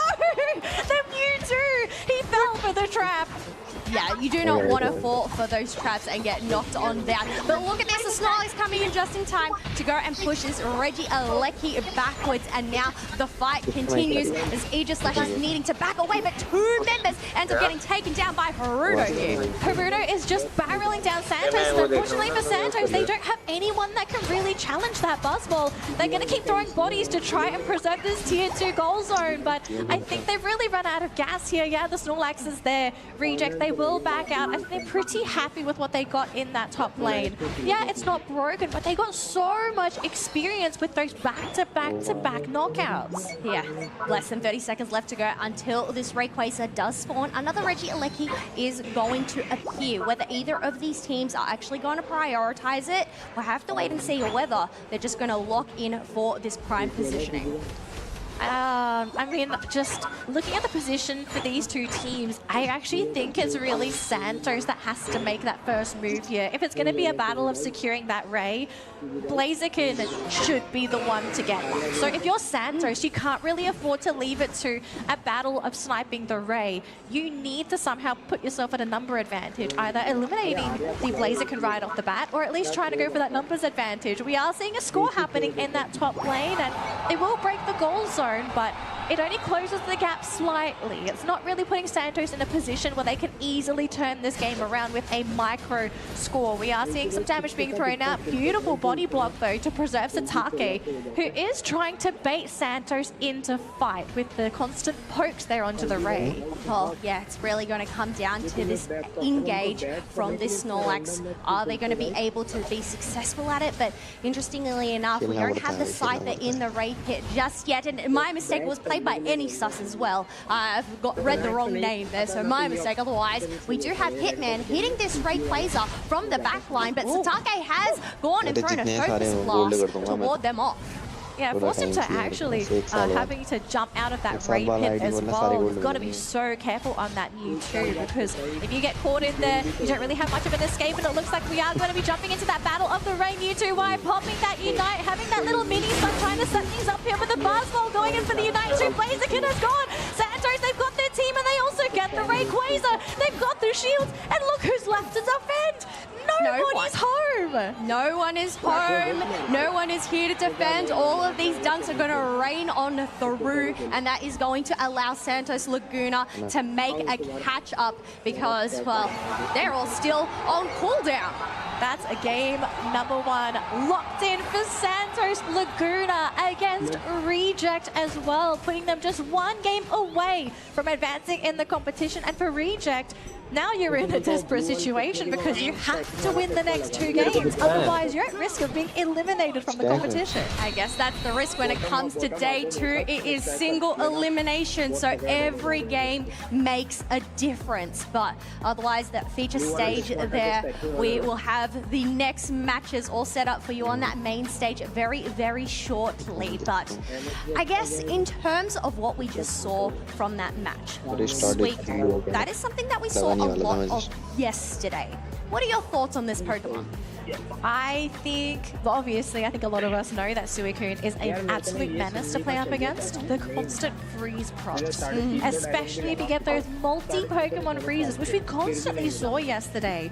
I kind of feel like this is a Pokemon where you make 1 misstep, get a little bit too close, 3 Pokemon get frozen. That is it. That is all the initiation your team needs to come in, sweep up those knockouts, and essentially put yourself in such a big advantage in a lot of these team fights. It's worth a ban. I don't think it's a Pokemon that's worth being 100% banned. I think there are definitely situations where you kind of have to let it through because there are other priorities. The Suicune, I think we kind of have to treat it as an Umbreon. It won't always be banned, but I think it's a Pokemon that if you want to grab something for your first 1 to 2 picks, Suicune has to be one of them. What would be your pick, though, of the tournament? The Pokemon with the highest impact in the matches. Okay, that one's a tough one because there are a few Pokemon fulfilling several roles here. I think it becomes a secure. There's a lot of questions. I think in the case of trying to secure objectives, I think Blaziken is still king for this. We haven't really seen any other Pokemon really outcompete that Blaziken pick. Zarina. Blaziken would still outperform Serena. Serena, I have to say, probably like, feel like it's a popular Pokemon, but it's not as popular as certain other ones at the moment. But I think different it's a star. objectives. Yes. I guess when we look at a Zarina, it's more about those team fights and that sustain, whereas Blaziken is there more for that trusty secure with that overheat. But even then, going in with those engages and that poke damage to finish him off with the Focus Blast. But I mean, we'll have to wait and see how that next one ends up panning out and who actually ends up continuing on through to those semi-finals. There's still a lot more matches to come here at the Pokemon World Championships, but, well, we'll have to see. I mean, we're waiting for this next matchup. I want to hear your thoughts, Kel, on the upcoming matchup, right? So Aegis Flames up against Insomnia. I think I kind of shared my opinions on these 2 teams. Who do you feel like is the team that has the upper hand in this matchup?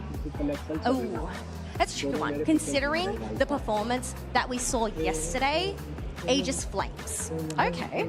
They just looked incredible. And as I said, it's a matter of don't underestimate any team here. So I feel like in terms of Insomnia, yes, they are a strong team, but you mentioned earlier, obviously they ended up getting that World Championship qualification really early on in the season and didn't perform so well when it came down to those qualifications for the Pokemon Japan Championship Series. So obviously there's been a lot of downtime for them, but that's the thing. There's a lot of question marks. I feel like I'm a little bit of a side up here. You know, question marks all over our heads on, well, expect the unexpected, really. Expect the unexpected. But I think I have to kind of agree, though. I think Aegis Flames, we have more recent data on them. So what we recently saw, that is how the team is currently in terms of form. Insomnia, it's kind of 50-50, well, I think. We really don't know what form they're in, unfortunately, just because we don't really have as much data compared to Aegis Flames. Well, yes, Aegis Flames, if you think about their performance so far this season, 10 out of 10. They have been at the top of Brazil, winning multiple monthly cups. So obviously they have that experience there, but that's playing at home, right? When it comes to the world stage, it's a completely different environment. There are so many other things that come into play. So it's a matter of, well, which team can really just lock in and lock down and take down the other team. And just going off of that, I think it's Aegis Flames. Just after speaking to Mets, you know, he's just, I don't know, just exuding a lot of confidence. And it's a case of, like, he doesn't really care who he's going up against, or at least that's what it seems to me for the team. They are just very, very comfortable against all of their opponents. Now, we do have some stats to share with you folks at home on the screen right now. So, top Pokemon by encounter rate. This is how frequently Pokemon are being picked. And, Kels, I'm glad you brought up the Suicune question because it is the most picked Pokemon here at the Pokemon World Championship. A whopping 93% with 67 encounters so far. And this also includes bans. We've just been informed. So, it's picked and banned. So very high demand Pokemon. It's a blue Umbreon, if you kind of want to think about it. I mean, two different roles here, but I get what you mean in terms of that lockdown, that sustain that it does end up bringing. But speaking about sustain, Ho-Oh obviously has that self-sustain with its passive as well, but 62 encounters so far, 86% win rate, and it comes down to the utility of its Unite move. We ended up seeing it in a previous set, to be able to rejuvenate your allies when they're down. That can come in such handy during those big team fights. To bring him in and then finish the job. We've seen it a few times as well, and it's not a case of the Ho-Oh waiting for the entire team to get knocked down, then coming to save the day with the giant team revive. But we've seen games where Ho-Oh will revive a single ally just so that they can have that 5v5 happen in the Rayquaza pits. Now, top Pokemon by ban rate. Now, these are probably the most popular Pokemon that are currently being banned at the moment, and I think, not surprising to anybody, Latios. This is the most recent Pokemon, aside from Latias, that was added into the game, but is now available in the competitive scene. We have seen this Pokemon have moments where it shines, but at the same time, it's not a Pokemon that has that 100% win rate whenever you pick it up. We have seen some teams pick it, and it just doesn't work out for them. I think that's the thing. It's such a late game Pokemon. It really need to rely on your allies in that early game to actually get online and power up that Eos energy. Otherwise, we do have some more Pokemon familiar up here. We had the Snorlax and the Blaziken showing up, but there we go. I said Zarina, highest win rate there, 15 wins, 75%, but not too far behind. Obviously, completely different role. Eldegoss at 71% with the 17 wins.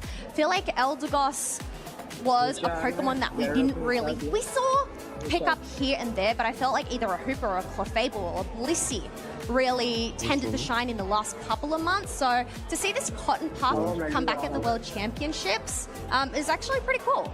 I would love to know who is playing and winning with the Eldegoss, right? Because we're getting numbers of the Pokemon that wins. Now, there are certain teams that play certain Pokemon very well, and they can inflate those numbers. I am curious if this is spread across multiple teams, or if it might just be one team that's kind of raking in all the wins with that Eldegoss, because we didn't see a lot of this on the main stage. Well, we saw a lot of mixes in terms of supports.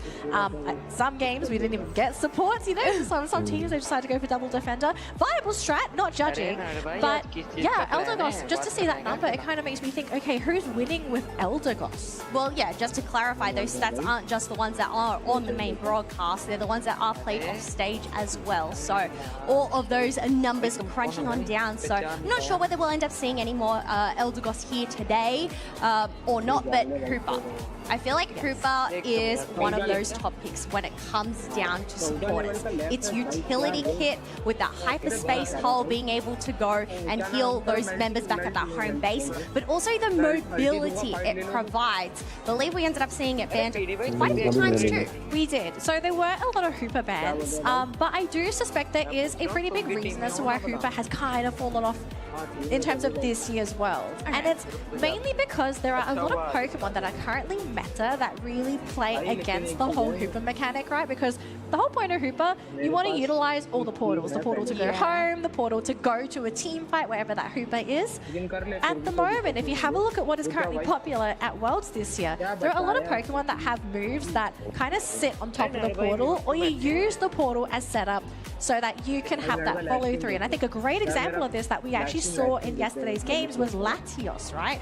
Latios really likes to take advantage of those Hooper holes, because if you come back through the Hooper hole, that's set up for the Latios to sort of come in and be like, hey guys, thanks for the setup, yoink, knockout. So Hooper's still popular, but it kind of depends on who that Hooper is playing up against. And can you play that classic Hooper style, or do you have to adapt your Hooper to the Pokemon that you're kind of playing up against? And I guess Serena also loves those Hooper holes, because you want to kind of hit as many Pokemon as possible, and that's what a Hooper hole does. 3 Pokemon go in, 3 come back.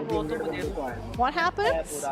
Disaster. Oh, yes, well, I mean, we'll have to see whether that ends up playing out there. But one thing, after all of this meta talk, we have seen such a variety of picks here at the World Championships so far. But day 2, as you mentioned, that's where that meta kind of becomes more refined. Teams are starting to figure out what works, what doesn't. Are we actually going to see any more experimental picks?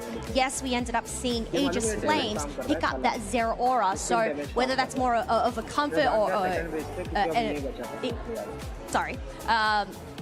or one of those ones that they're going and playing and experimenting with. We ended up seeing a Gengar yesterday. Yeah, even from Cakewalk. Yeah, I think it was Mark that played the Gengar. I remember we were on the couch anyways, behind the scenes, we were just like, oh my god, it's 2 Gengar games. It was very fun to watch. I don't think it's a case of experimentation. I do think these are aces that teams are kind of keeping up their sleeve, and some of these teams, I had to bring it out early, because if they didn't, they were at risk of just not making it to day 2, right? So I think in the case of Aegis Flames, I do not blame them from having to bring out their ace because of who they had to play their matches yesterday, right? Like, you kind of had to bring in the top guns if you wanted to make it to day 2.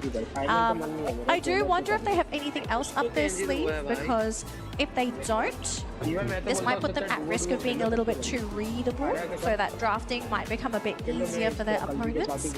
I do know for a fact with Insomnia, this is a team that can play pretty wild sometimes. And when I say wild, I'm saying they can pick some pretty crazy stuff. Yeah. So I hope Aegis Flames is ready for that, because if they're not, they could be in some serious trouble in this matchup. Yeah, I think if there was one word to describe Insomnia back from when we saw them at ACL, it would be innovative.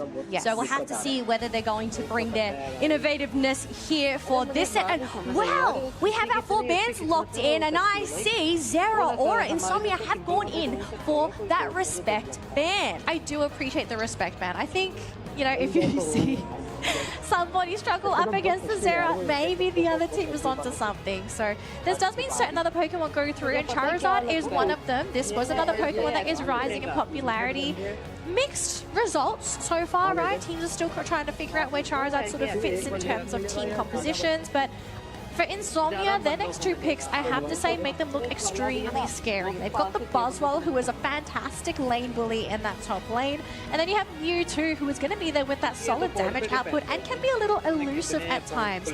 Aegis Flames, though, they've picked up the Hooper Kel, so they do have the Sustain. They have a lot of mobility as well. And the Leafeon. So you have a very, very mobile central laner, if this does end up being their central laner of choice. We did ask that question earlier on when we were talking about that meta. Who is picking up this Eldegoss? Well, Insomnia is one of the teams also locking in that Obion. Whether we'll end up seeing those swaps later on, we'll have to wait and see. But wait, we haven't actually seen this yet. Venusaur is coming out onto the field. It has a 1% pick rate here, so I'm guessing is this the first Venusaur? Well, it's first Venusaur on broadcast at least. Well, the question we have now for them is this going to be a Solar Beam or is this going to be a Petal Dance? Looking at the build so far, obviously we'll still have to go through those final preparations, but they do have that Buddy Barrier, that Focus Band, which is going to give them that sustain, that brawliness coming into those team fights. So I feel like Petal Dance would be the play. I think you do need it against Charizard. Especially against Charizard, I feel that would be the better build because you kind of want to chase them down. Yes, because and they also have the full heal as well. Yeah. So I feel like you wouldn't really need that full heal if you're down in the back line with that Solar Beam. So I don't know. What we were saying? Well, if there's one way to describe Insomnia is innovative. Do we think this Venusaur pick could work for Insomnia here against the composition that Aegis Flames are bringing?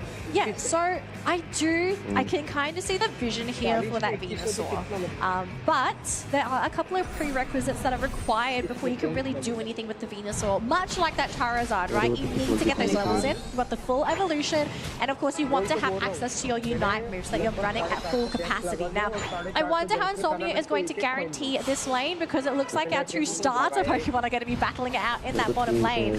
I do want to have a quick mention. That top lane for Insomnia is going to be a nightmare for Aegis Flames because not only is that going to be a Buzzwole, you also have an Eldegoss that's going to be poking you left, right, and center. So I hope Aegis Flames has a solution for this because they are about to lose their Aegis Slash and basically have him be destroyed in lane unless they can deal with this. I think this is a really cool, good call from Luna to put that pressure on that Hone Edge earlier on and shut them down. That is the answer to keeping the mats at bay here, but we do have those birds spawning on shortly as we do have that Eldegoss reaching that level 4. Yeah. So Aegis Flames, if they leave this in the top lane, they better do the absolute best that they can to really make that Charizard lane work down bottom because unfortunately up top there's not really going to be any support for the team. Now they are managing to get these Pokemon to evolve. We have a Charmeleon here for Aegis Flames, but Insomnia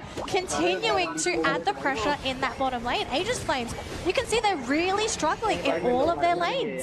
Yeah, struggling so far. They are currently at 0 points to 42 in favor of Insomnia. Psyduck's passive with that headache, being able to push back that Swinub, and Leafeon means they're able to make it back to safety. But so far, these still early days, and the levels are looking quite even. Levels are still looking even, but I do have to say Insomnia, they're doing a really great job just pressuring Aegis Flames, really preventing them from making any kind of aggressive plays happen. They are going to be moving into full experience farming mode there as we have the Ivysaur heading into that central area. The rest of the team, though, is going to try and hold the fort down. We do have the Buzzwole there with the Eldegoss. They had to use the portal on the side of Aegis Flames just so that we didn't have any accidents. And that Charizard trying to poke away at the Psyduck. Now, I think he might have gone a little bit too close. They will have to go for that wraparound. Instead, they change their target onto that Piloswine instead. And it looks like we're going to see a big 5-man push here for Insomnia. They want to break that goal zone. They want to break that goal zone. They want to smash on down as two members of Aegis Flames end up getting knocked out. And look at this perfect match, leaving it on 1 point. Eldegoss was the last one to get the dunk. So we'll see how much of an overcap it ended up being. But that does push them back into the lead at 138 to 86. Oh man, this Venusaur is online. It's level 8. It is basically ready to go. And I really fear now for Aegis Flames because just looking at the Pokemon available in their composition, they don't really have anyone that can pop a Petal Dance Venusaur. One of the ways teams typically deal with this, if it's Petal Dance, is that you need a lot of burst damage to basically one-hit KO this Pokemon. Now, Aegis Flames, they have a lot of sustain, they've got damage, but it's not something that's going to be able to pop a Venusaur. So really, unfortunately, the only way I can really see Aegis Flames dealing with the Venusaur, you're either just going to have to win these fights outright, or you need to pick up the rest of the team. And Sunsun has been caught out, pushed back into the team. Aegis Flames, though, just not enough damage to really finish him off. Arthur's, though, still fighting, will get picked up, as well as the Aegis Slash and Aegis Flames. Now the ones to retreat, taking far too much damage. Another body hits the ground. Liaison trying to get out himself, does get pulled back, and it's just the Charizard, the last standing player here for Aegis Flames. And things are starting to go a little sideways here, Kels. Yeah, we're starting to get that ball rolling. Insomnia have successfully broken both of those tier 1 pads, and that is really going to hinder the maneuverability that we're relying on from that hyperspace hole of the Hooper. They no longer can teleport as quickly there closer to those objectives. And you can just see how scared Aegis Flames is to move around the map as well. They're doing their best to collect experience from wild Pokemon, but the moment they get a little bit too close to Insomnia, you can really tell that they just don't want to have anything to do with the enemy team. Just collect that experience and basically survive up until that late game.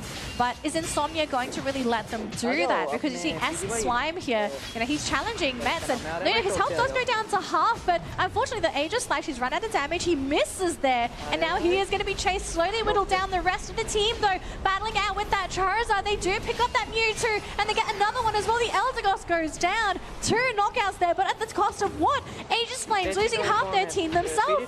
Yeah, there's just fights left, right, and center here as we have another member of Aegis Flames getting knocked on down. Buzzwole with that 3 KO streak, picking up a 4th with that Charizard. So definitely taking that point lead and that level lead, because Venusaur is now at level 12 as we've just reached that halfway mark. He's huge. Some people might just say he's only 1 level ahead of everyone else. No, he's huge. This is a big, thick Pokemon. You cannot afford to let that Venusaur literally run away with this game because of it, just how incredibly tanky and how much of a nuisance this Pokemon is, especially once it has access to both of its plus moves. It heals so much. It does so much damage as well. There's very little on the side of Aegis Flames that you can really do against the Venusaur unless you basically 5 versus 1. This Mamo forced to use its Unite move, otherwise it was going to get picked up. You do have the Regieleki moving in that top lane, and it's going to be a 1-for-1, so they do get that Venusaur. Huge pickup, especially being a level 12 Pokemon. Mistakes being made. I think that is the answer. Try and catch that Venusaur all alone and just go and collapse on it. Otherwise, we do have a collapse towards this tier 2, but 2 members of Insomnia are here to defend. Matties isn't giving up. They're going to dive on in, try to slash them down. Are they going to be successful? The answer is no. And now Regieleki is able to be dealt with, but look at this. We have 4 members of Aegis Flames trying to pressure the bottom pad now. And we already see the Leafeon going down. The chase continues here as they try their best to slow down that Venusaur. And thanks to the Hooper, they are able to keep S-Slime in place. So the damage could have been much worse there. But Aegis Flames, they do walk out with the rest of their team. It's not over yet though, Kels. This game is still close enough for Aegis Flames to be able to still have that victory within grasp. But it does come down to these next couple of fights here. Is it a case of them just basically avoiding fights and waiting for that Rayquaza? Or can they maybe pull off a cheeky play? Can they maybe go for a pickup here and just try to take over the game? It's going to be 2 versus 4, unfortunately, as the Mamoswine does get caught out after us, trying to lead them away from that bottom goal zone. He will go down, but now they have to deal with 5 players. Yeah, this seems to be Insomnia's strat here. Just stick together. Be protected by that pedal dance, rely on that stun from Luna on that Mewtwo, and even that hindrance and displacement that Buzzwole is going to bring to the table. But we do have 10 seconds left until this basement Reggie does spawn. 4 members of Insomnia are ready to go. Aegis Flames, it looks like they're pivoting towards that top half for the Regieleki instead. What's this Reggie going to be? It's just the Regi, so I think if you're Aegis Flames, you have to call this extremely lucky, because if that was the Regirock or Registeel, that buff might have just tilted this game too much in favor of Insomnia. The Regieleki has been picked off though, and is going to start waltzing in that top lane, so maybe that's going to be something that is going to cause one of Insomnia's players to have to deal with this. but you can see both teams, they are prepping themselves for that Rayquaza battle. Actually, a big wraparound from Insomnia. Aegis Flames can't afford to get caught here, Kels. This is the play. You were talking about the answers that they could do, the sneaky dunks. The Regieleki going into the goal, allowing Leafeon to dunk in those double points, and they still have that Hooper Unite might move on hand to bring him back. Oh, they managed to catch the Aegis Slash, but maybe it's going to be a victory for the team instead. No, Mets is the first one to go down, so it's 4 versus 4. Mewtwo on the side also getting caught out. The Hooper has been caught on the side of Aegis Flames. The chase, though, continues. A massive ball of Insomnia chasing after that Mammoth squad. Charizard to the side there with the Leafeon. Leafeon maybe trying to see, is there a target that they can go for that Unite move on? But everyone is just far too healthy. Charizard doesn't even have access to the Unite move either, so really, all they can do is just chip away with some fire on the side. The Leafeon, they're getting the steal onto the Rayquaza, and maybe this is where things turn. Duoset Bomb being able to steal that away from Insomnia. Now 4 members are down, and the goals are going to come on through because Mewtwo is not able to stop every single one of them. Aegis Flames down the lead, 351 to 190 points, and well, there goes another 100, Natalie. There goes another 100, another 84 as well in that home base. And we do get another little micro dunk from that Charizard. But beautiful stuff coming out from Aegis Flames, pushing that top lane originally with that Leafeon to score them the points to set them in the lead, forcing Insomnia to take that Rayquaza. And the fact that it's now been denied, the only way for Insomnia to come back, you've got to somehow wipe Aegis Flames within the next 5 seconds, and you're going to have to somehow score 500 points, which with 20 seconds left to go, Kel, I just don't see that happening, unfortunately, as you get a huge Leafeon Unite. Aegis Flames about to lock in game number 1 of this best-of-3 series against Insomnia. That was a surprise attack coming from that Leafeon to go and wipe out of that team. And you know what? This isn't going to stop Aegis Flames. They're just going to go and pad the stat board there with those dunks. But with their backs against the wall, they had that play there with that Regieleki crashing on through. Hyper, the Hooper having their Unite move. It looked a little bit dicey heading on into that team fight, but they somehow made it happen with a huge secure on that Rayquaza. Like, it was, you can clearly tell that there was a plan to this, right? Because the moment they broke that top goal zone, that set them in the lead. And all of a sudden, they realized that, okay, we're in the lead now. Insomnia has to take that Rayquaza.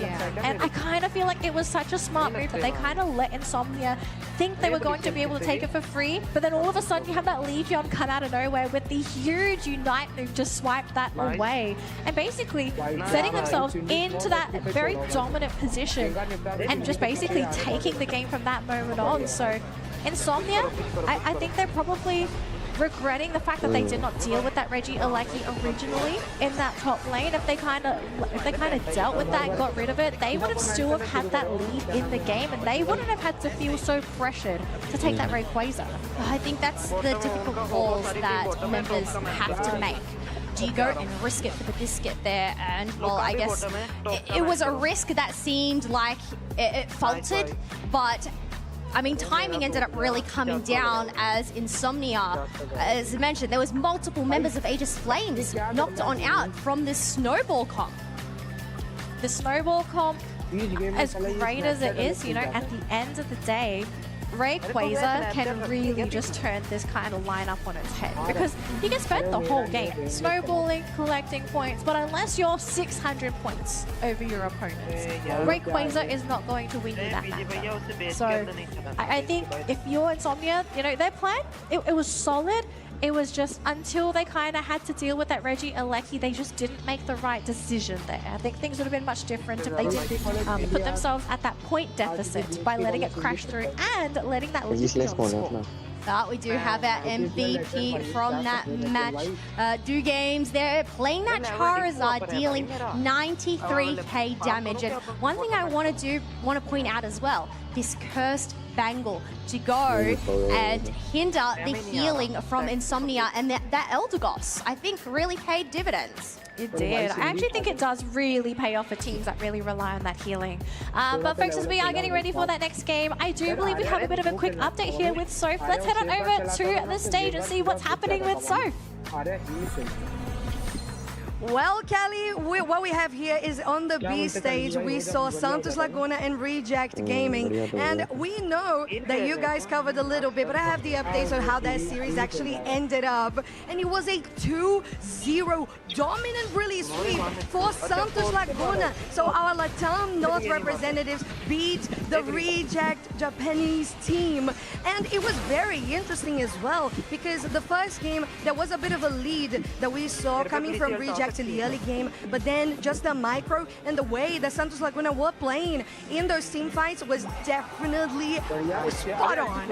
And for game 2, I saw this beautiful play on Rayquaza, final stretch, and just giving the highlight to the defender and the supporter, for me in particular, because we see them as the Snorlax using a beautiful block to get away the Buswell from the pit. On top of that, you had supporter Blissey on the other side of the pit as well, making sure the enemies was completely isolated and separated from where the fight was supposed to be. So beautiful plays from Santos Laguna and an amazing way to advance into this bracket today. Now, thank you so much, Kelly. Back to you. Thank you so much, for that update on that previous match. But as we can see, Santos Laguna are going to progress on through to the quarterfinals, going to take on Kakalaka next. But it is single elimination here for day 2 of the World Championships, which means we have to say goodbye to Reject. Not just Reject, in case people don't know, we also have an update with the brackets. So we've already said goodbye to Reject, Paper X, High Five. We're going to be saying goodbye to so many more teams, but so many big names are already out of the running, Kells. And between these two teams, you know, looking at how things currently are, with Insomnia being behind, they might be the next team to be knocked out if they can't win the next 2 games. Yeah, it is a best of 3 after all, so we'll have to see whether Insomnia can lock on down and take it 2-1 against Aegis Flames. But we do have our 4 bands locked on in. Zero Aura taken away from Mats once again. Too much of a threat. Along with that Ho-Oh, Aegis Flames has decided to knock away that Latios because they are in that second pick position, along with that Mewtwo Y, I believe. I do like the poach coming in from Matt. So he's got the Buzzwole in his possession this time. Sniping that away from Insomnia, which I think is really great, because at least that top lane is going to be a little bit more even. You know, you don't have that Buzzwole and Eldegoss matchup anymore, which is probably one of the worst matchups in that top lane, hands down. But this does mean that Insomnia, they are going to go back for that Blaziken. We didn't see this Pokemon in our first matchup. And this one can be a bit of a nuisance as well, because if you do feed the Blaziken, don't feed the Blaziken. Oh. It is a terrifying Pokemon. But Gengar, S-Slime? Yeah. Really going for the Gengar. Okay. That is really interesting. We did end up seeing Gengar yesterday, played by Kakalaka, but it looks like Insomnia are going and trying this one out. I'm really interested to see what they end up bringing to the table with it. Thing that they have to worry about is, yes, they have to make sure this Blaziken gets online, along with this Gengar being those late scalers. But, well, this is another Pokemon we haven't really seen very often, Ceruledge. Yeah, so Ceruledge is making a slight comeback, I feel, right? Because there was a time and place where this Pokemon was the in thing. It got hit with a couple of nerfs, kind of fell off in terms of popularity, but it is coming back. I have to say, I feel like this is a Pokemon I see quite a lot in like the Brazil and Latam region. They really like to play this Pokemon. So to have this here, I hope Insomnia is ready to deal with this, because Ceruledge has just not been played in Japan recently. This is not a, this is, I guess, like a forgotten Pokemon after the original Ceruledge moment meta. So I hope they're ready to deal with this. But the thing is, like, S-Slime, Gengar, I don't know if you want to be dealing with the Ceruledge. Well, I guess that's a benefit with the Ceruledge. If they do end up going with that Phantom Force moveset, they're able to go invulnerable as they dive underground. And even then, with its Unite move, if Aegis Flames are caught on out, Insomnia caught on out as a bunch, that Riven and Brand can shred on through.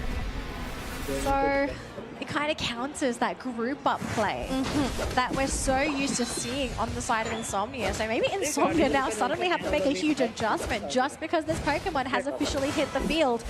We are going to be running into our lanes here, ladies and gentlemen.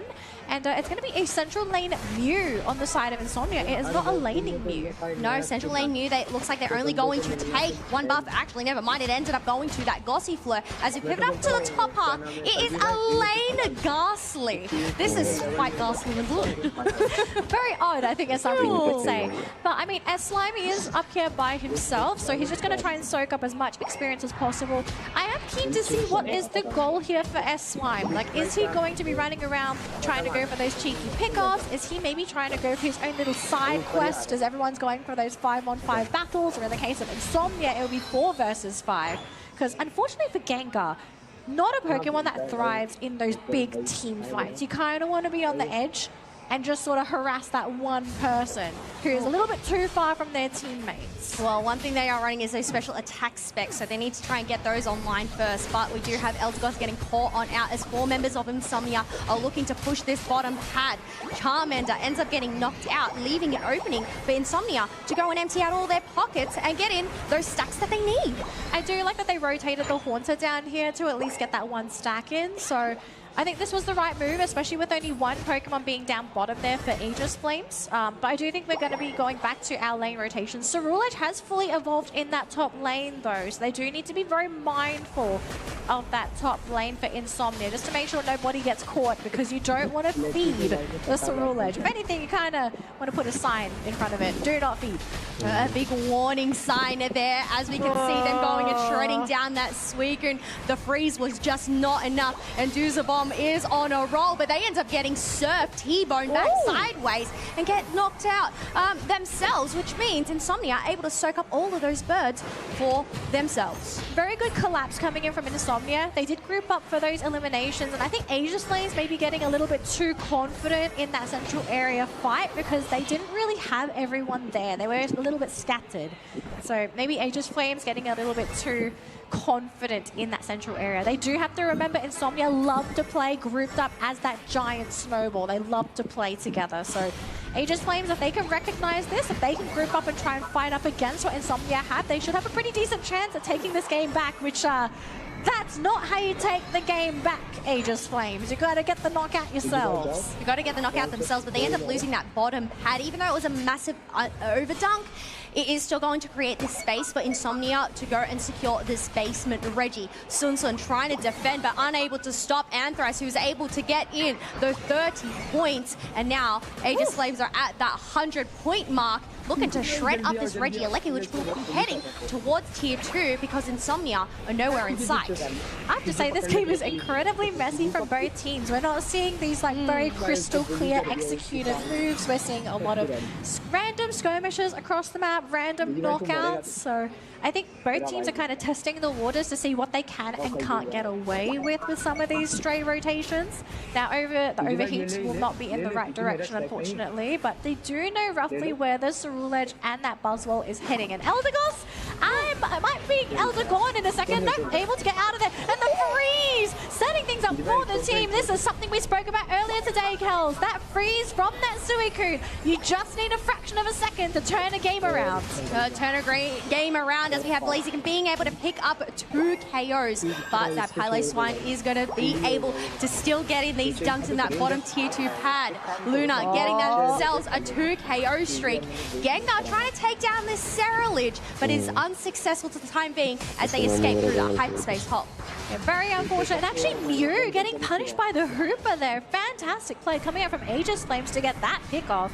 But yeah, S-Slime, just a slight misclick, unfortunately. Just wasn't able to land that full combo. Would have been fantastic if it did connect, but, you know, sometimes it's just, you kind of aim in the wrong direction. You know, you get out-duped.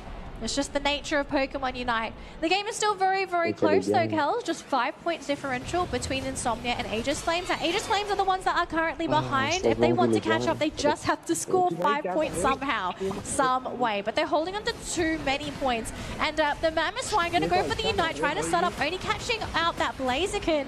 but I think the team, after realizing it was just the one Pokemon, they just scatter.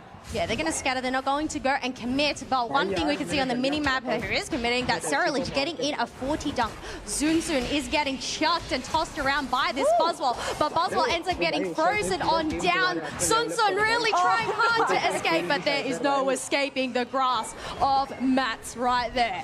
Unfortunately for Mats, I think is about to get collapsed upon by 4 players. A revenge knockout there from Insomnia. They say, you take our Suicune, we're going to take you back. And the transition immediately into Reggie's steal. The stun is there. Hooper wanted to go for the steal, but no, the Gengar with the secure. So S-Slime going to be helping the team pick up the experience and that buff as well. Probably discouraging Aegis Flames from wanting to engage for those next couple of minutes, especially with a buff like that. You don't really want to underestimate the firepower that's going to be coming out of Insomnia for the next couple minutes. Just having a look at the levels though, Kels, is it still very much winnable here for Aegis Flames? Oh, well, we'll answer that very shortly as we have a push onto this bottom tier 1 pad as Hooper has decided to go in with that hyperspace hole, but a good response from Insomnia to retreat Zunzun and leave that Blaziken to go and deal with that Regieleki on their own, which means Aegis Flames weren't able to get any dunks in, and Uzakazu's now going to take the opportunity to go in and get in 41 points in that top half. Oh, Met's taking some big damage there from the Blaziken. Unfortunately, just didn't have the distance originally to catch the Blaziken. Is going to fight the wild Pokemon, but I think that was the right move there for the Blaziken. Could have gone for the knockout, but would have unfortunately been knocked out himself if he'd done so. Lots of self-restraint. You know, we're at World Tier. You can't really go for those fancy knockouts. Sometimes you just have to let them go, otherwise you do get punished. But we still have another minute and 15 seconds to go here, Kels. Last moment to pick up that experience before that Rayquaza is coming up onto the field. Just going over what we have. Who do you feel is going to have the easier time around the Ray pits? Honestly, it really comes down to anybody's game. It depends on these engages where they decide to position themselves and try and get a catch out. Obviously, we do have these late scalers there. Insomnia looking quite scary with that Gengar hitting that level 14 mark. Blaziken also with that level 13 on the other side. Aegis Flames, well, now they have 2 because Charizard has just ticked on over. So, as we mentioned, anything can happen as we have witnessed so many times in a game of Pokemon Unite. It's really just going to come down to not only these big decisions, but these micro decisions. Oh, big happy moment here for Aegis Flames. It's just a Regice. No attack buff, no defense buff, especially with the 20 seconds left before we go into that final stretch, folks. But we do have a Regieleki bouncing up in that top lane, so that's probably going to be waltzing in. We don't see any Insomnia players in position to intercept that, so that is going to be going in. Does Aegis Flames maybe want to go for a quick score here? We are at the final stretch, so if they do score, it's going to be double points. It's still going to be that instant point score if they want to go for it, but instead they want to prioritize that battle instead. But here's the difficult part here for Aegis Flames. How do they get that perfect initiation?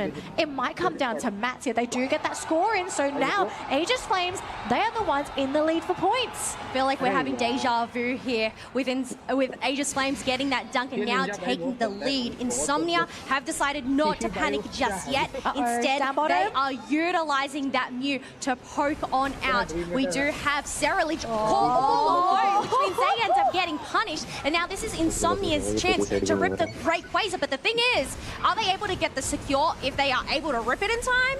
Well, Insomnia certainly can. They've got 2 Pokemon that can go for that secure, but on the side of Aegis Flames, with who's left on their lineup, they can't really out-secure Insomnia unless they knock out those key targets, the Blaziken and that Gengar. Already that Charizard going to be throwing that Blaziken in the air. They know they cannot afford to let him use that overheat. Blaziken is gone. It's going to come down to that Gengar if they want to go for the steal with the Mew.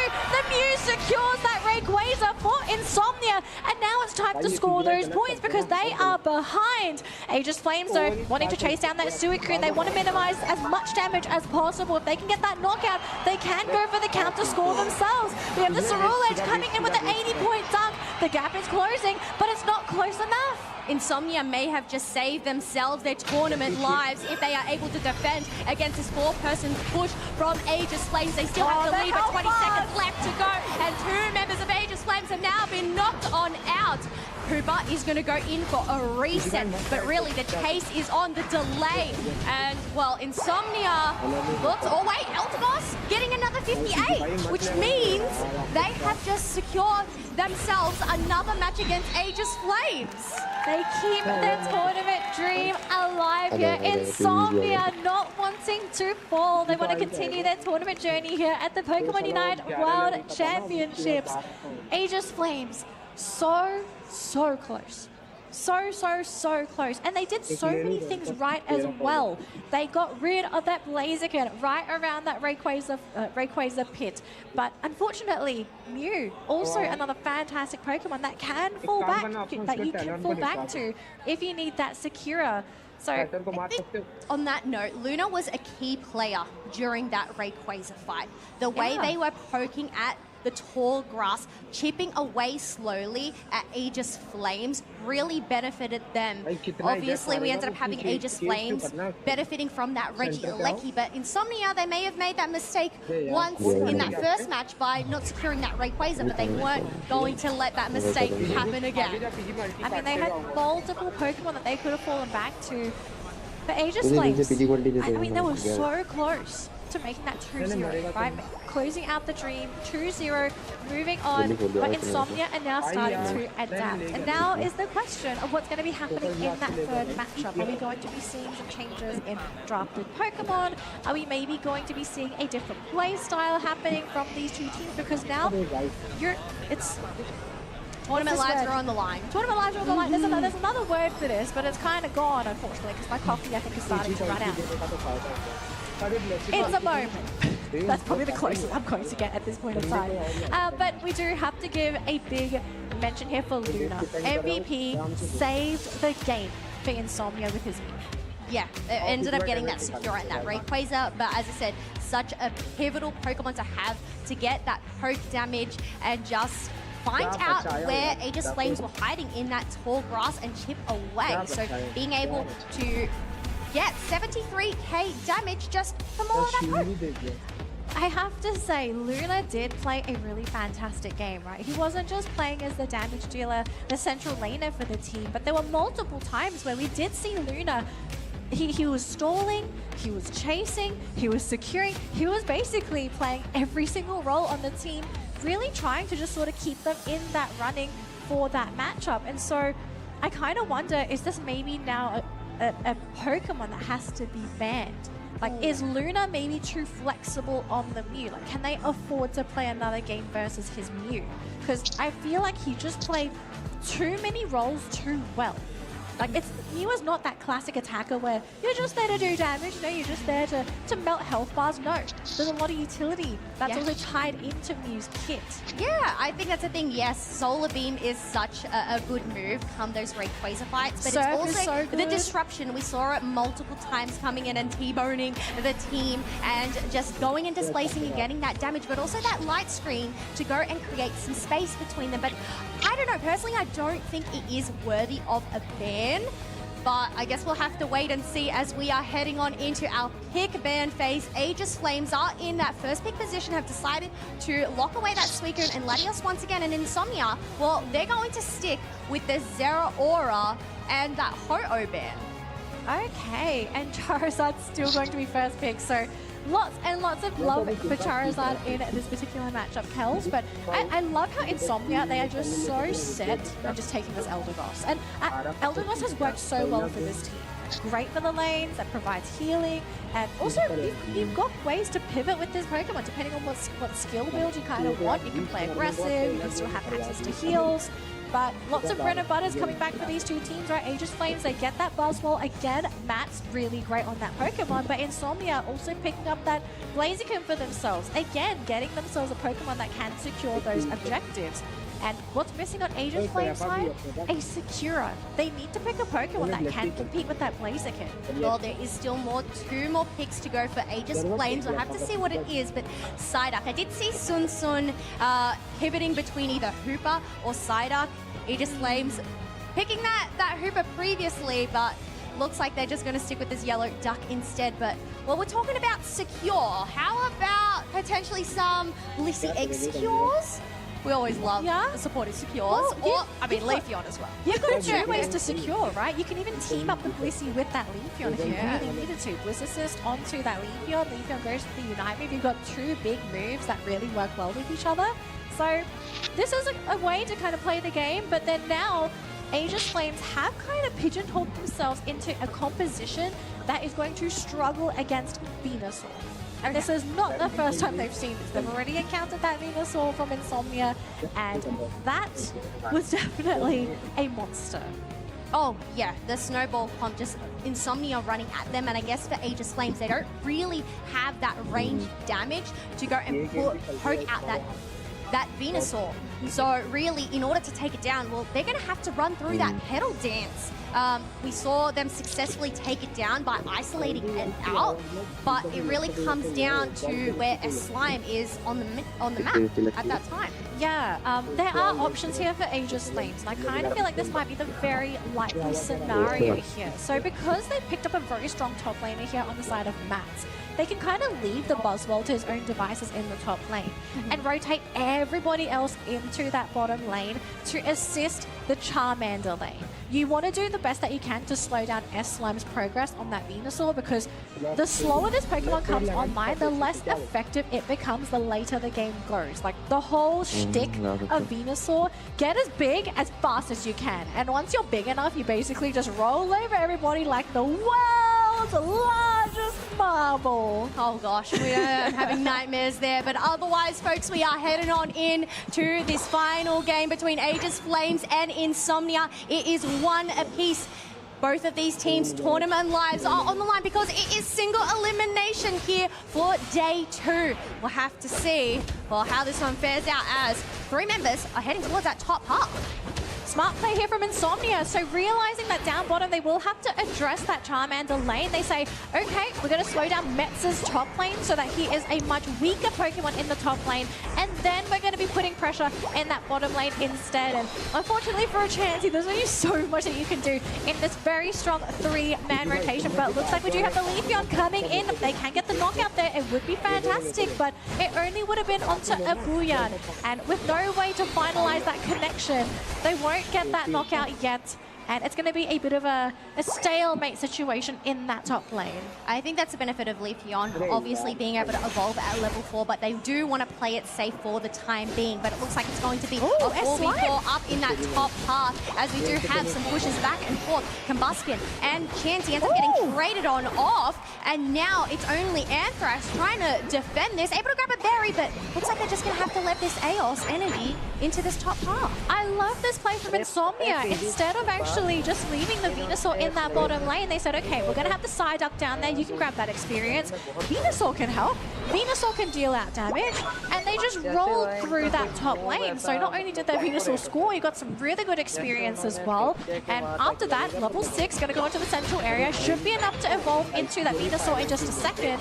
Yeah, after that, sure, things might be going a little bit scary in that top lane. But I mean, Ivysaur not hindered at all. And now a Venusaur with the petal dance. And especially with this early in the game, this is a huge problem for Aegis Flames. Oh, but Combustion ends up getting taken down as Venusaur is just trying to take down all members coming from all corners. Leafeon able to dodge out of the way and is running for their lives there, trying to get back to safety behind that Buzzwole. So no KOs for Venusaur with that chase.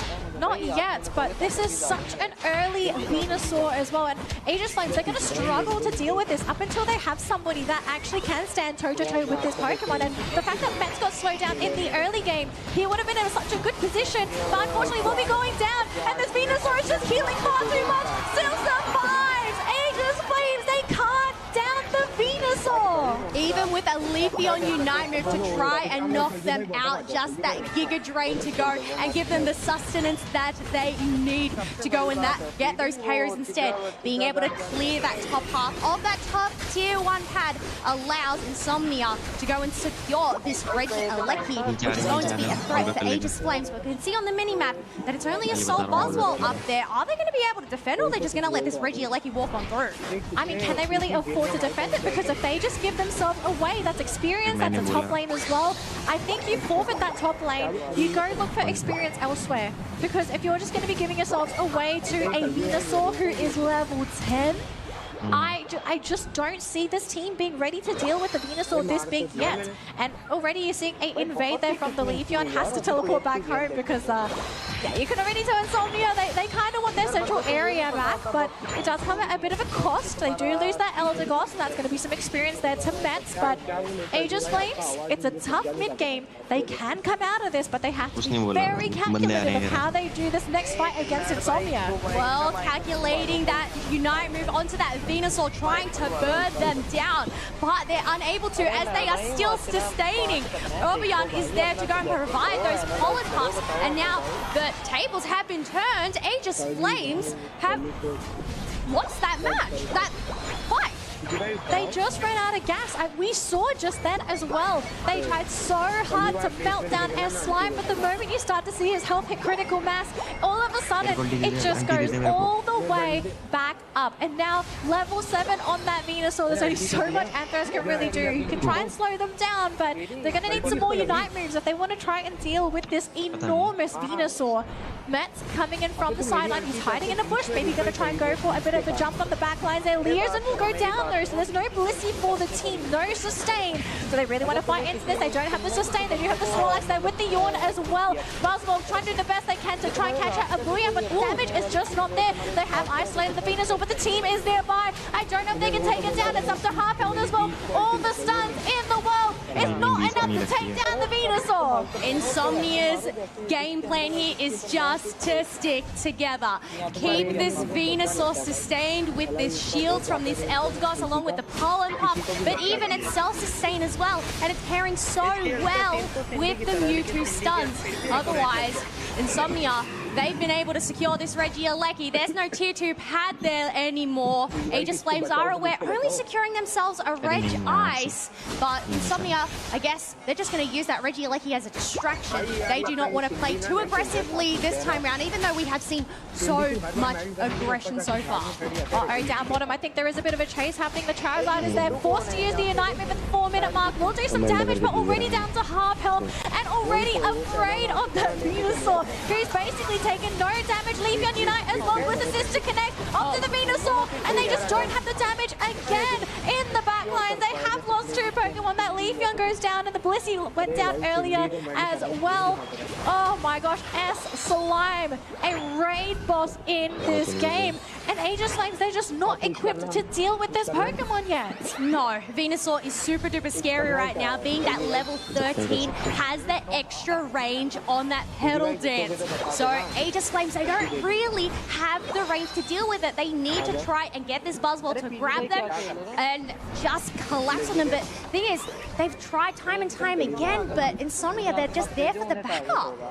Look, they realize this is how their lineup works. You just hide behind that Venusaur, because the pedal dance radius is enormous. The Venusaur is going to be practically unknockoutable at this point of time, because again, we mentioned this earlier on, I believe in the first matchup that we saw that Venusaur thrives in matches where there is no burst damage that can knock it out in one go. And just looking at what Aegis Flames has, they don't have the damage to do that. They actually need to combine 3 Pokemon to get rid of that Venusaur. But even then, they don't do enough burst damage in a fraction of a second to get rid of the core Pokemon that basically makes up this draft for Insomnia, which is that Venusaur. So, plan B. What is that plan B? Do they maybe, instead of trying to target the Venusaur, try and get the rest of the team? Try, if possible, ignore the Venusaur, clean up the rest of the team, and come back with a Venusaur? But even if we try to do that, do they have the damage to even do that? Like, there are so many problems and not enough solutions to this. Well, I'll have to see what these solutions are going to be for Aegis Flames, as we have 10 seconds left to go until Rayquaza spawns. It's currently 123 to 325, and look at this aggressive positioning from Insomnia coming from the backside. And wait, Regieleki ends up crashing into the home base, and we have Aegis Flames aware of this. They're going to go in for the rip of the Ray, but we don't have the Charizard trying to get it. We're talking about Blissey secures. Well, This is Aegis Flame's chance to try and make a comeback. They have lost a couple of those shields, I believe, though Snorlax does not have a shield. But we're getting some counter dunks coming in there from Insomnia, so I guess it's going to be a race here, ladies and gentlemen. Insomnia with 523 points. Aegis Flames up to 349. Do they have enough points in their pockets to take this game back themselves? There's no shield on the Buzzwole. There is a shield on that Snorlax. Charizard has it as well. So does that Blissey. Does Leafeon have the shield? Because what's most important now is who has the shield. Who can quick score? You don't want to burn those shields if possible. Snorlax comes in. The score is there. 427 to 523. They still don't have enough in the race. 525. They're leading by 2 points. And now Insomnia are the ones to be behind. Well, that 1 minute mark just popped up on the screen. It is a close battle, so Insomnia are aware of this 5-person push down in this bottom path. We can see that Venusaur trying to make it across to the finish line, but one thing they have to get through is this obstacle that Snorlax brings. Another dunk by the Charizard. The gap has widened 581 to 523. 30 seconds to go. Both teams have all of their Pokemon here ready to defend. Bliss assist onto Meth, who catches out that Blaziken. Blaziken trying to juke and jive. Manages to score the points. 581 to 563. 32 points are in. They need to score more. They're still behind. 10 more points to go. 573. Still not enough. 581 is the score. Insomnia. They don't have points. They don't have Pokemon. Aegis Flames will take the match. Holy macaroni. What a finishing to that set. Aegis Flames putting up a great defense, but credits to Insomnia for not giving it up and giving it their all. And you can see Aegis Flames celebrating 500 to 81 to 575 in the air. You can see at the moment people are wondering why they're not celebrating.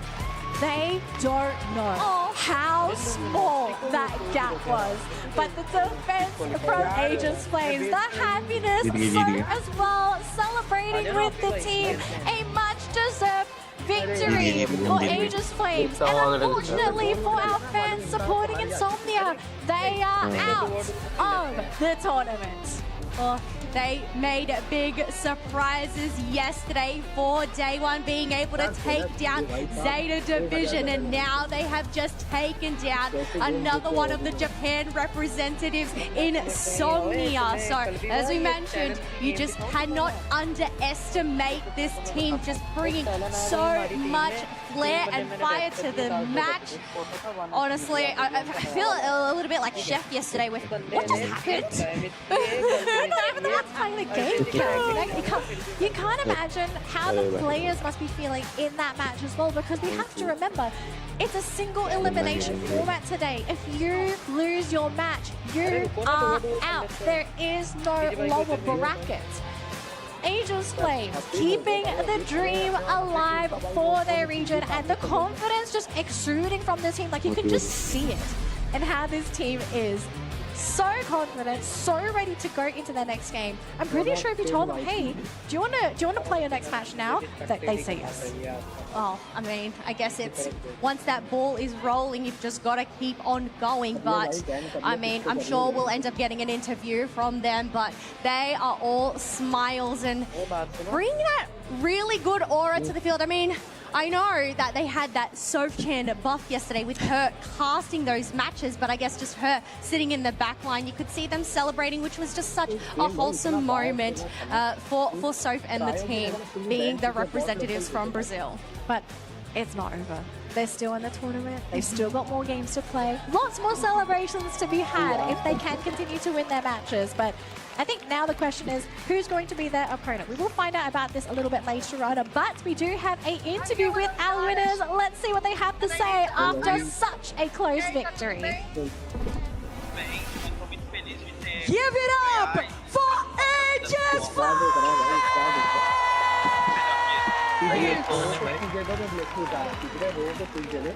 I'm here with Antares, and I need to ask, are you okay? Tá tudo bem? Muito bem, eu tô muito feliz de ter conseguido ganhar e representar o Brasil dessa forma. Não tem sentimento melhor que esse. He says it's feeling really good. There's nothing that compares to this feeling right now, and he's so happy to be able to represent a Brazilian team like his at Worlds. Right, this last game, we were like down to the wire, everybody on the edge of their seat. Wow.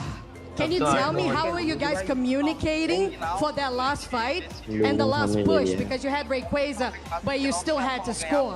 Como é que foi a comunicação nesses últimos momentos, quando você estava todos, né, decidindo, vamos puxar porque ainda tem 15 segundos de respawn. Como é que foi a comunicação? Então, no final, a gente decidiu só flipar o Rayquaza porque não tinha como ganhar a fight. E o time dos caras é muito bom. E, nossa, foi muito difícil. So he says it was actually a decision to go for the rip immediately on Rayquaza because the enemy team is so strong and they were very worried about the team fight aspect of it. So it's very important to them to go for the Rayquaza immediately. Now, I know there's still much emotion to calm down on your nerves, but you have a whole bracket to play here at Worlds 2025. How are you feeling for the next step in the bracket? Como é que você está em preparação para esse próximo round do bracket de single elimination? Eu tô na mentalidade de ser campeão, e é isso. Simple. Direct, straight to the point. My mentality is we are gonna be champions. Give it up again for Aegis Flames. Thank you so much, Antares. Back to you guys in the booth. And as Surf Chan would say in honor of Brazil, Bora! For Aegis Flames there and all of the fans cheering from them in the crowd and at home. But what a wholesome moment between them two. We are going to get our bracket update to see, well, how is it faring out? Aegis Flames obviously continuing on through. Well, who do they potentially go up against? Oh, there we go. Stamina Esports or Peru have yet still to play their match there with that 0-0. But so far, we do have Team EX Zeta Division progressing on through, along with Kakalok and Santos Laguna. I'm just looking at the potential opponents here for Aegis Flames. Who would you like to see make it through? I'll offer my opinion first. I'd love to see Peru make it through.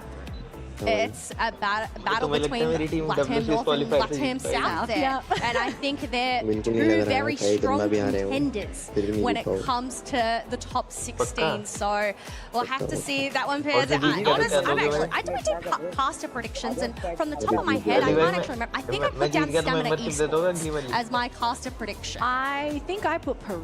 Okay, so we're kind of on opposite ends of this. I could be completely wrong. I cannot remember them, but we'll have those games updated for you very shortly. But I mean, so far we have seen such some incredible matches. These teams fighting towards that finish line. Obviously, there is still a lot more to go, and like so, I think we need to take ourselves a little bit of a breather. So make sure you hydrate, take those deep breaths, because there is so much more action to come here at the Pokemon World Championships.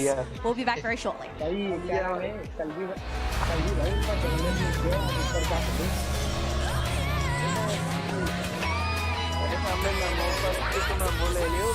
तुम्हें क्या लगता है कौन जीतेगा भाई?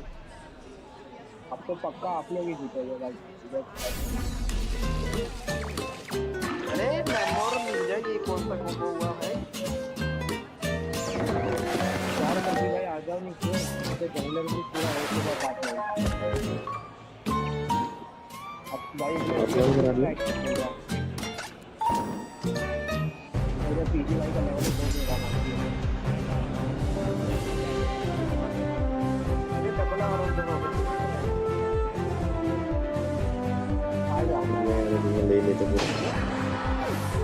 अरे सामने Chandi Ninja सब कुछ उठा रहे हैं, बेसिकली निंजा मैंगो क्या क्या उठाएंगे? अरे डाल चलो देखिए। मैंने कुछ दूर से बात कैसे है मुझे? कौन लगी देगा? क्या कह रहे हो भाई? अरे नहीं कॉम्पी और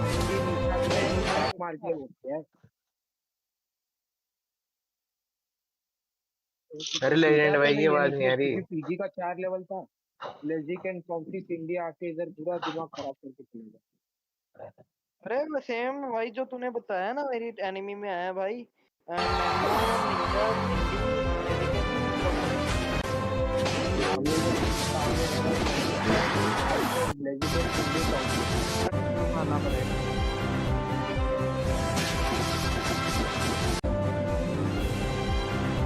सीधा मैंने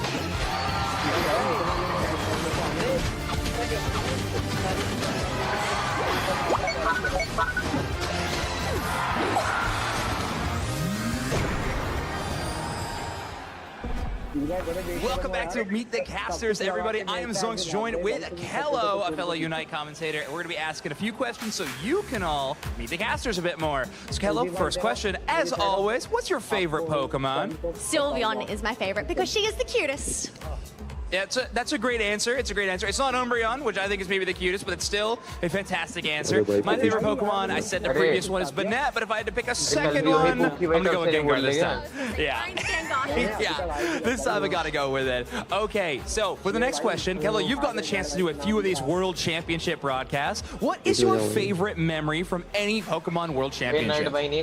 That is a really tricky question because there is so much to choose from, but I think it's just seeing the stage for the first time. All of the little details, I feel like there's so much to see and pick out, but obviously the matches, I mean, they're always so fire. So, as I said, it's hard to choose just one, okay? Exactly. No, that's so fair. I think both of us are choosing this World Championship might be the best one that we've ever seen. We'll see, we'll see. Now, another question that we wanted to ask every single Pokemon Unite caster is, what Pokemon do we think we want added into Pokemon Unite? There's already 70-some Pokemon, but what's another one you want in the game? I would love to see Totodile. So that is another one of my favorites because we can not just have one, but I would absolutely love to see Totodile just running around, chomping everything. Yeah, okay, good.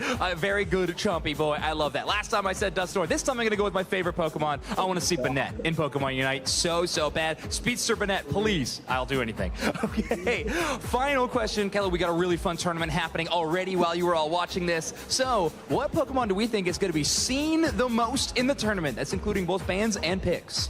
Ooh, that's an interesting one. I think Ho-Oh. Ho-Oh is either going to get banned or it's either going to get picked up if it doesn't end up getting banned. So that's my highest encounter right there. That's a great answer. I'm going with the same one. I also think it's going to be Ho-Oh. I think it's going to be a very, very common pick this weekend. Hello, we have one more fun thing to do in this segment. We've got a very colorful wheel. Why don't you go ahead and spin that, and we'll decide on one final question. No, I think that was great. Oh, interesting. Is going to be our favorite Eevee evolution. I'm just kidding. It's going to be do your best Pokemon cry. Kellosaurus, please hit us with your best Pokemon cry. Slow. Oh. I like that one a lot. In the great words of another Pokemon Unite commentator. So if I go, that's been Meet the Casters, everybody. Thank you so much. I'm Zoik. This is Kello, and I hope you have fun meeting some more casters. Hello. Welcome back, everybody, to the Pokemon Unite World Championships, and we are just having a little bit of a wander around the floor, gauging how the audience is doing. And with me, I found this a wild encounter. We have a retro Sylveon cosplay and a Mega Dragonite. This is Evolution cosplay, and this is Serotonin. I hear that you have been doing quite a lot of interesting things this weekend. It's been so so incredible. I had the honor of co-hosting yesterday's cosplay showcase, featuring amazing, spectacular, talented cosplayers, and we had our first EV Airbound workshop. Wow, that's amazing! And you said you're doing something more today as well. We're going to be having our second EV Airbound workshop today, and I can't wait to see all of the incredible creations. Yeah, make sure to drop by. And now, Serotonin, tell me a little bit about your cosplay. I'm cosplaying Mega Dragonite because of the new Legends EA game coming out, so I had to represent because Dragonite is my favorite. And we're so excited as well because there's going to be demo right throughout the week, and I so want to play it. Mine is scheduled for Sunday. But you guys have been here for Pokemon in general. Is there anything that you have enjoyed like the most from the 4 titles? I was able to actually get to play in the Play Labs and got my hands on trying out the Unite game for the very first time. I got to be able to play Eevee, and at least I got involved into a Leafeon. Okay, so Leafeon you were wearing the other day, so it's not out of character. I know she's Sylveon today, but Leafeon the other day. How about you? What have you been enjoying the most? Oh, well, I've been enjoying the most is the Violet and Scarlet game. We got to play in the Play Labs as well, and it's so fun to play, but also playing the new Legends game as well, seeing the new battle mechanics and all the new encounters is so much fun. Oh, I love that. Cannot wait to try it for myself. Thank you both so much, and I'm going to toss it back to our casters. Thank you. So we're cosplaying as well. I'm cosplaying as a real caster today. Maybe to fool some people. But what's up, everybody? Welcome back. Upsets galore here at Worlds. I feel like we have so much to talk about. Of course, I'm Wonder Chef. This is Zoinks, and today has been ridiculous. It really has. I mean, we already had a few upsets even yesterday, if you want to consider some of those, and we're starting off the day with some really crazy action. I mean, Santos Laguna moving on in a 2-0 fashion earlier on in the bracket, and then, of course, we had just witnessing Aegis Flames take out Insomnia 2-1. Now, our B-Stage stream is still ongoing, so you can catch some of the action or all of the action if you want to, and Stamina Esports and Peru Unite are facing off right at the top of our bracket there and currently tied 1-1. Right, and we can actually see the last minute of their game. It's going to be close. Obviously, they're already in game number 3. We get to see it from the featured stage. Oh, and Ray is still up. Okay, so Peru having a pretty strong lead, over 100 points. Stamina looking for a way in, or maybe a way around. If you see Dodrio on that mini-map on a mission to the enemy home goal zone, as they're going to dunk 100 points in rapidly, giving Stamina a great chance to come back in this. Oh, they're kind of spacing them out. They're splitting them around. A lot of Unite starting to come out, but so much shielding from the side of Peru that Unite from the Snorlax. I'm sorry. I'm blanking out. There's so much happening right now, and we're going to see the Unite come in from Tempo as well. He's going to be able to pick up a couple members. Peru already with the lead. They're going to be pushing forward. Yeah, we're at the point of the game now where Rayquaza, we just do not have enough time to KO that wild Pokemon, so it's all hands on deck to try to increase that score lead or to catch up if you're in the favor of Stamina. That Crustle score would get them to 300 points, but it's simply not going to be enough. Peru from Latin America South is going to hold on to their lead in this game number 3 and knock Stamina Esports out of the tournament. So LATAM South also will be represented in our top 8. Wow, all right. So our top 8 is actually really varied right now as far as region. I was just talking about that. You were talking about this was our, I believe, second to last featured match. As far as I know, you know, obviously things can change. Up the round of 16, the second to last one. The next one is going to be the Nouns match. It's going to be Nouns going up against Talon. And then, of course, our match that we're going to be watching very soon is going to be, and we can see the updated results right here. Ours is going to be the Luminosity versus QT Dig. But if you just look at regions right now, we can see it. I mean, look, Peru is there with LATAM South, with Aegis Flames with Brazil, Team EX for Korea, Zeta for Japan, Kate Kalok, I forget which, APEC West, that's what it is. And then Santos Laguna with LATAM North. So we actually have a full split.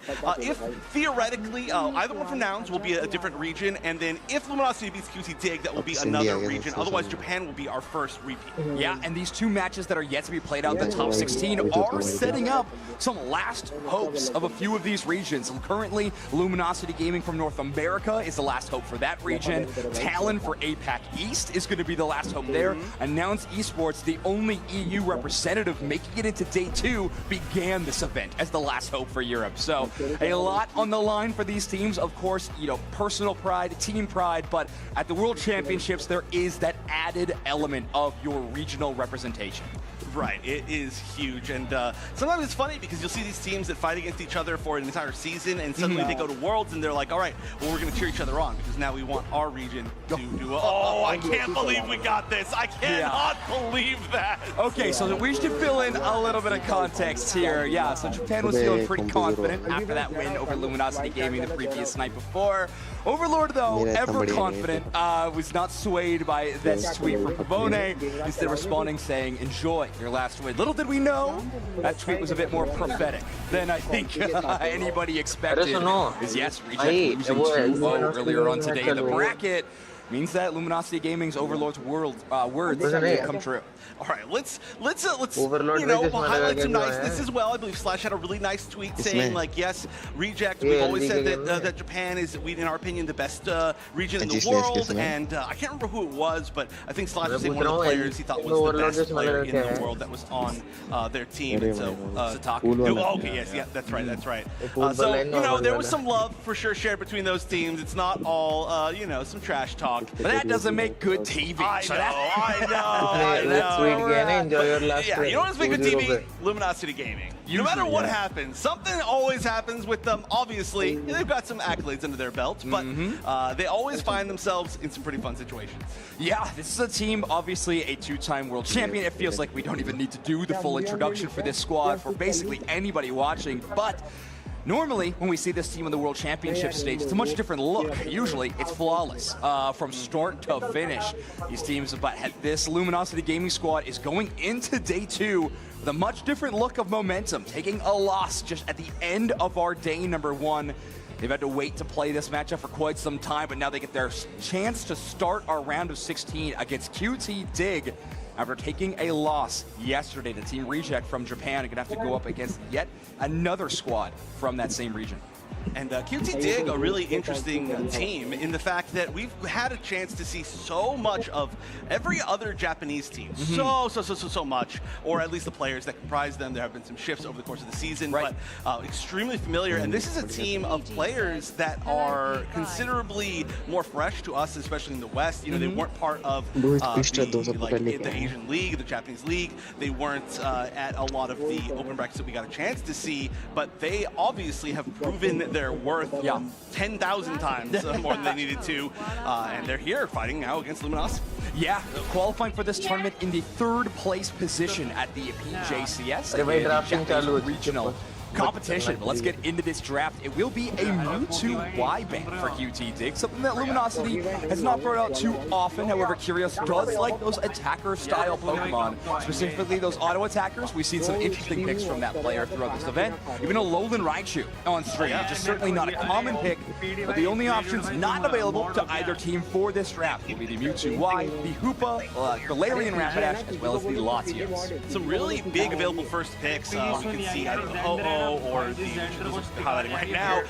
But that honestly isn't even necessarily the biggest. We saw win rate earlier, highest in the entire tournament so far, Serena, and that is a Pokemon that for sure Japan has loved years and years. Suicune as well, which we are going to be seeing most likely here as a first pick on the side of Luminosity. Super high up in priority. And Charizard was the last one I was going to say, so thank you very much, Overlord. I would not be shocked if we saw a Snorlax pick very early from QT Dig. I think we were kind of describing those Pokemon as sort of the big 4 that have been sought after in terms of the stat that we love called the encounter rate. Yes. The set that we see Pokemon either seen in ban phase or in pick phase. But at this point, it will be the Zacian as well as the Zarina. So 2 heavy melee damage Pokemon. When you see that on the other side of the draft screen, it's an interesting choice. You try to match fire with fire, kind of out-brawl, out-sustain, or you could give the option to kind of out-range these enemy Pokemon and do that poke damage before they get to you. However, with all the supports in the game right now, it could be a difficult thing to task. Curious is going to kind of play this counter melee style of the Armourouge. Fire Spin Psyshock is a very good, don't come after me or you're going to take way too much damage style of game. Right, so they are going to be flexing their comp on the side of QT Dig with a little bit more range and Teleon, which we did see work for Orange Juicers earlier in the one game that they were able to get it. And very interesting. I'm actually super surprised at this final pick from Luminosity. Not that it's a pick that I would not expect them to make, but alongside the rest of the comp, having it be just kind kind of a solo on your own type assassin without really truly any support in this entire comp. That's pretty interesting. Yeah, I think Trainers made a lot of their name known for doing this exact thing, right? They are on this speedster without a whole lot of backpack-esque support that we have seen previously. Ooh, interesting stuff to see from Curios and Luminosity, changing up a few items, actually going with the Assault Vest, Cursed Incense, Rocky Helmet. So a lot of defense boosting, but specifically opting into that Assault Vest for the special attack reduction damage, or the defense increase, I should say. We're looking at Inteleon. We're going to be trying to reduce that snipe shot damage. One thing for Armorers is it's great against counter melee, but it will be outranged by Inteleon. So having a little bit of extra defense is going to be a big asset for them. Yeah, well, I mean, I guess pretty much everything gets outranged by Inteleon technically, so that does, yes, make lots of sense. And we're in such a meta where we see so little of the very, very far-range poke Pokemon, right? We've actually seen a lot more Mew than I expected we were going to see this weekend. Sure. But the Inteleon has only appeared, I believe, in one broadcast match. Maybe there was one more, but I think we had a little bit of B-stage footage that did include some Inteleon games, but yeah, on the main stage, I believe we've only seen that Pokemon once. Right, yeah, it's been very, very rare. However, it's still quite strong. It does look like we're going to be making sure that everybody's all set up to go. But, I mean, Inteleon, still a great Pokemon. It did receive some nerfs recently. It's not as pretty heavy-handed ones too. Yes, some very, very big ones. But it still brings to the table so many things that really nobody else can, right? I mean, it still has the ability to escape. It still brings the range that only maybe like 2 or 3 other Pokemon in the game can actually bring. And it still is quite strong in the early game. I believe that was probably the biggest nerf that it got. Was it was considered one of the strongest, really. Path Pokemon, right? It was able to secure so much early on in the game when it was still only a Sobble, and they did weaken it considerably in those early levels. Yeah, it has made it a little bit more difficult to get up to that power level. Your early game, you do have elements of strength for sure. Yeah, only being able to store up 1 critical hit at a time, that actually has shifted the clear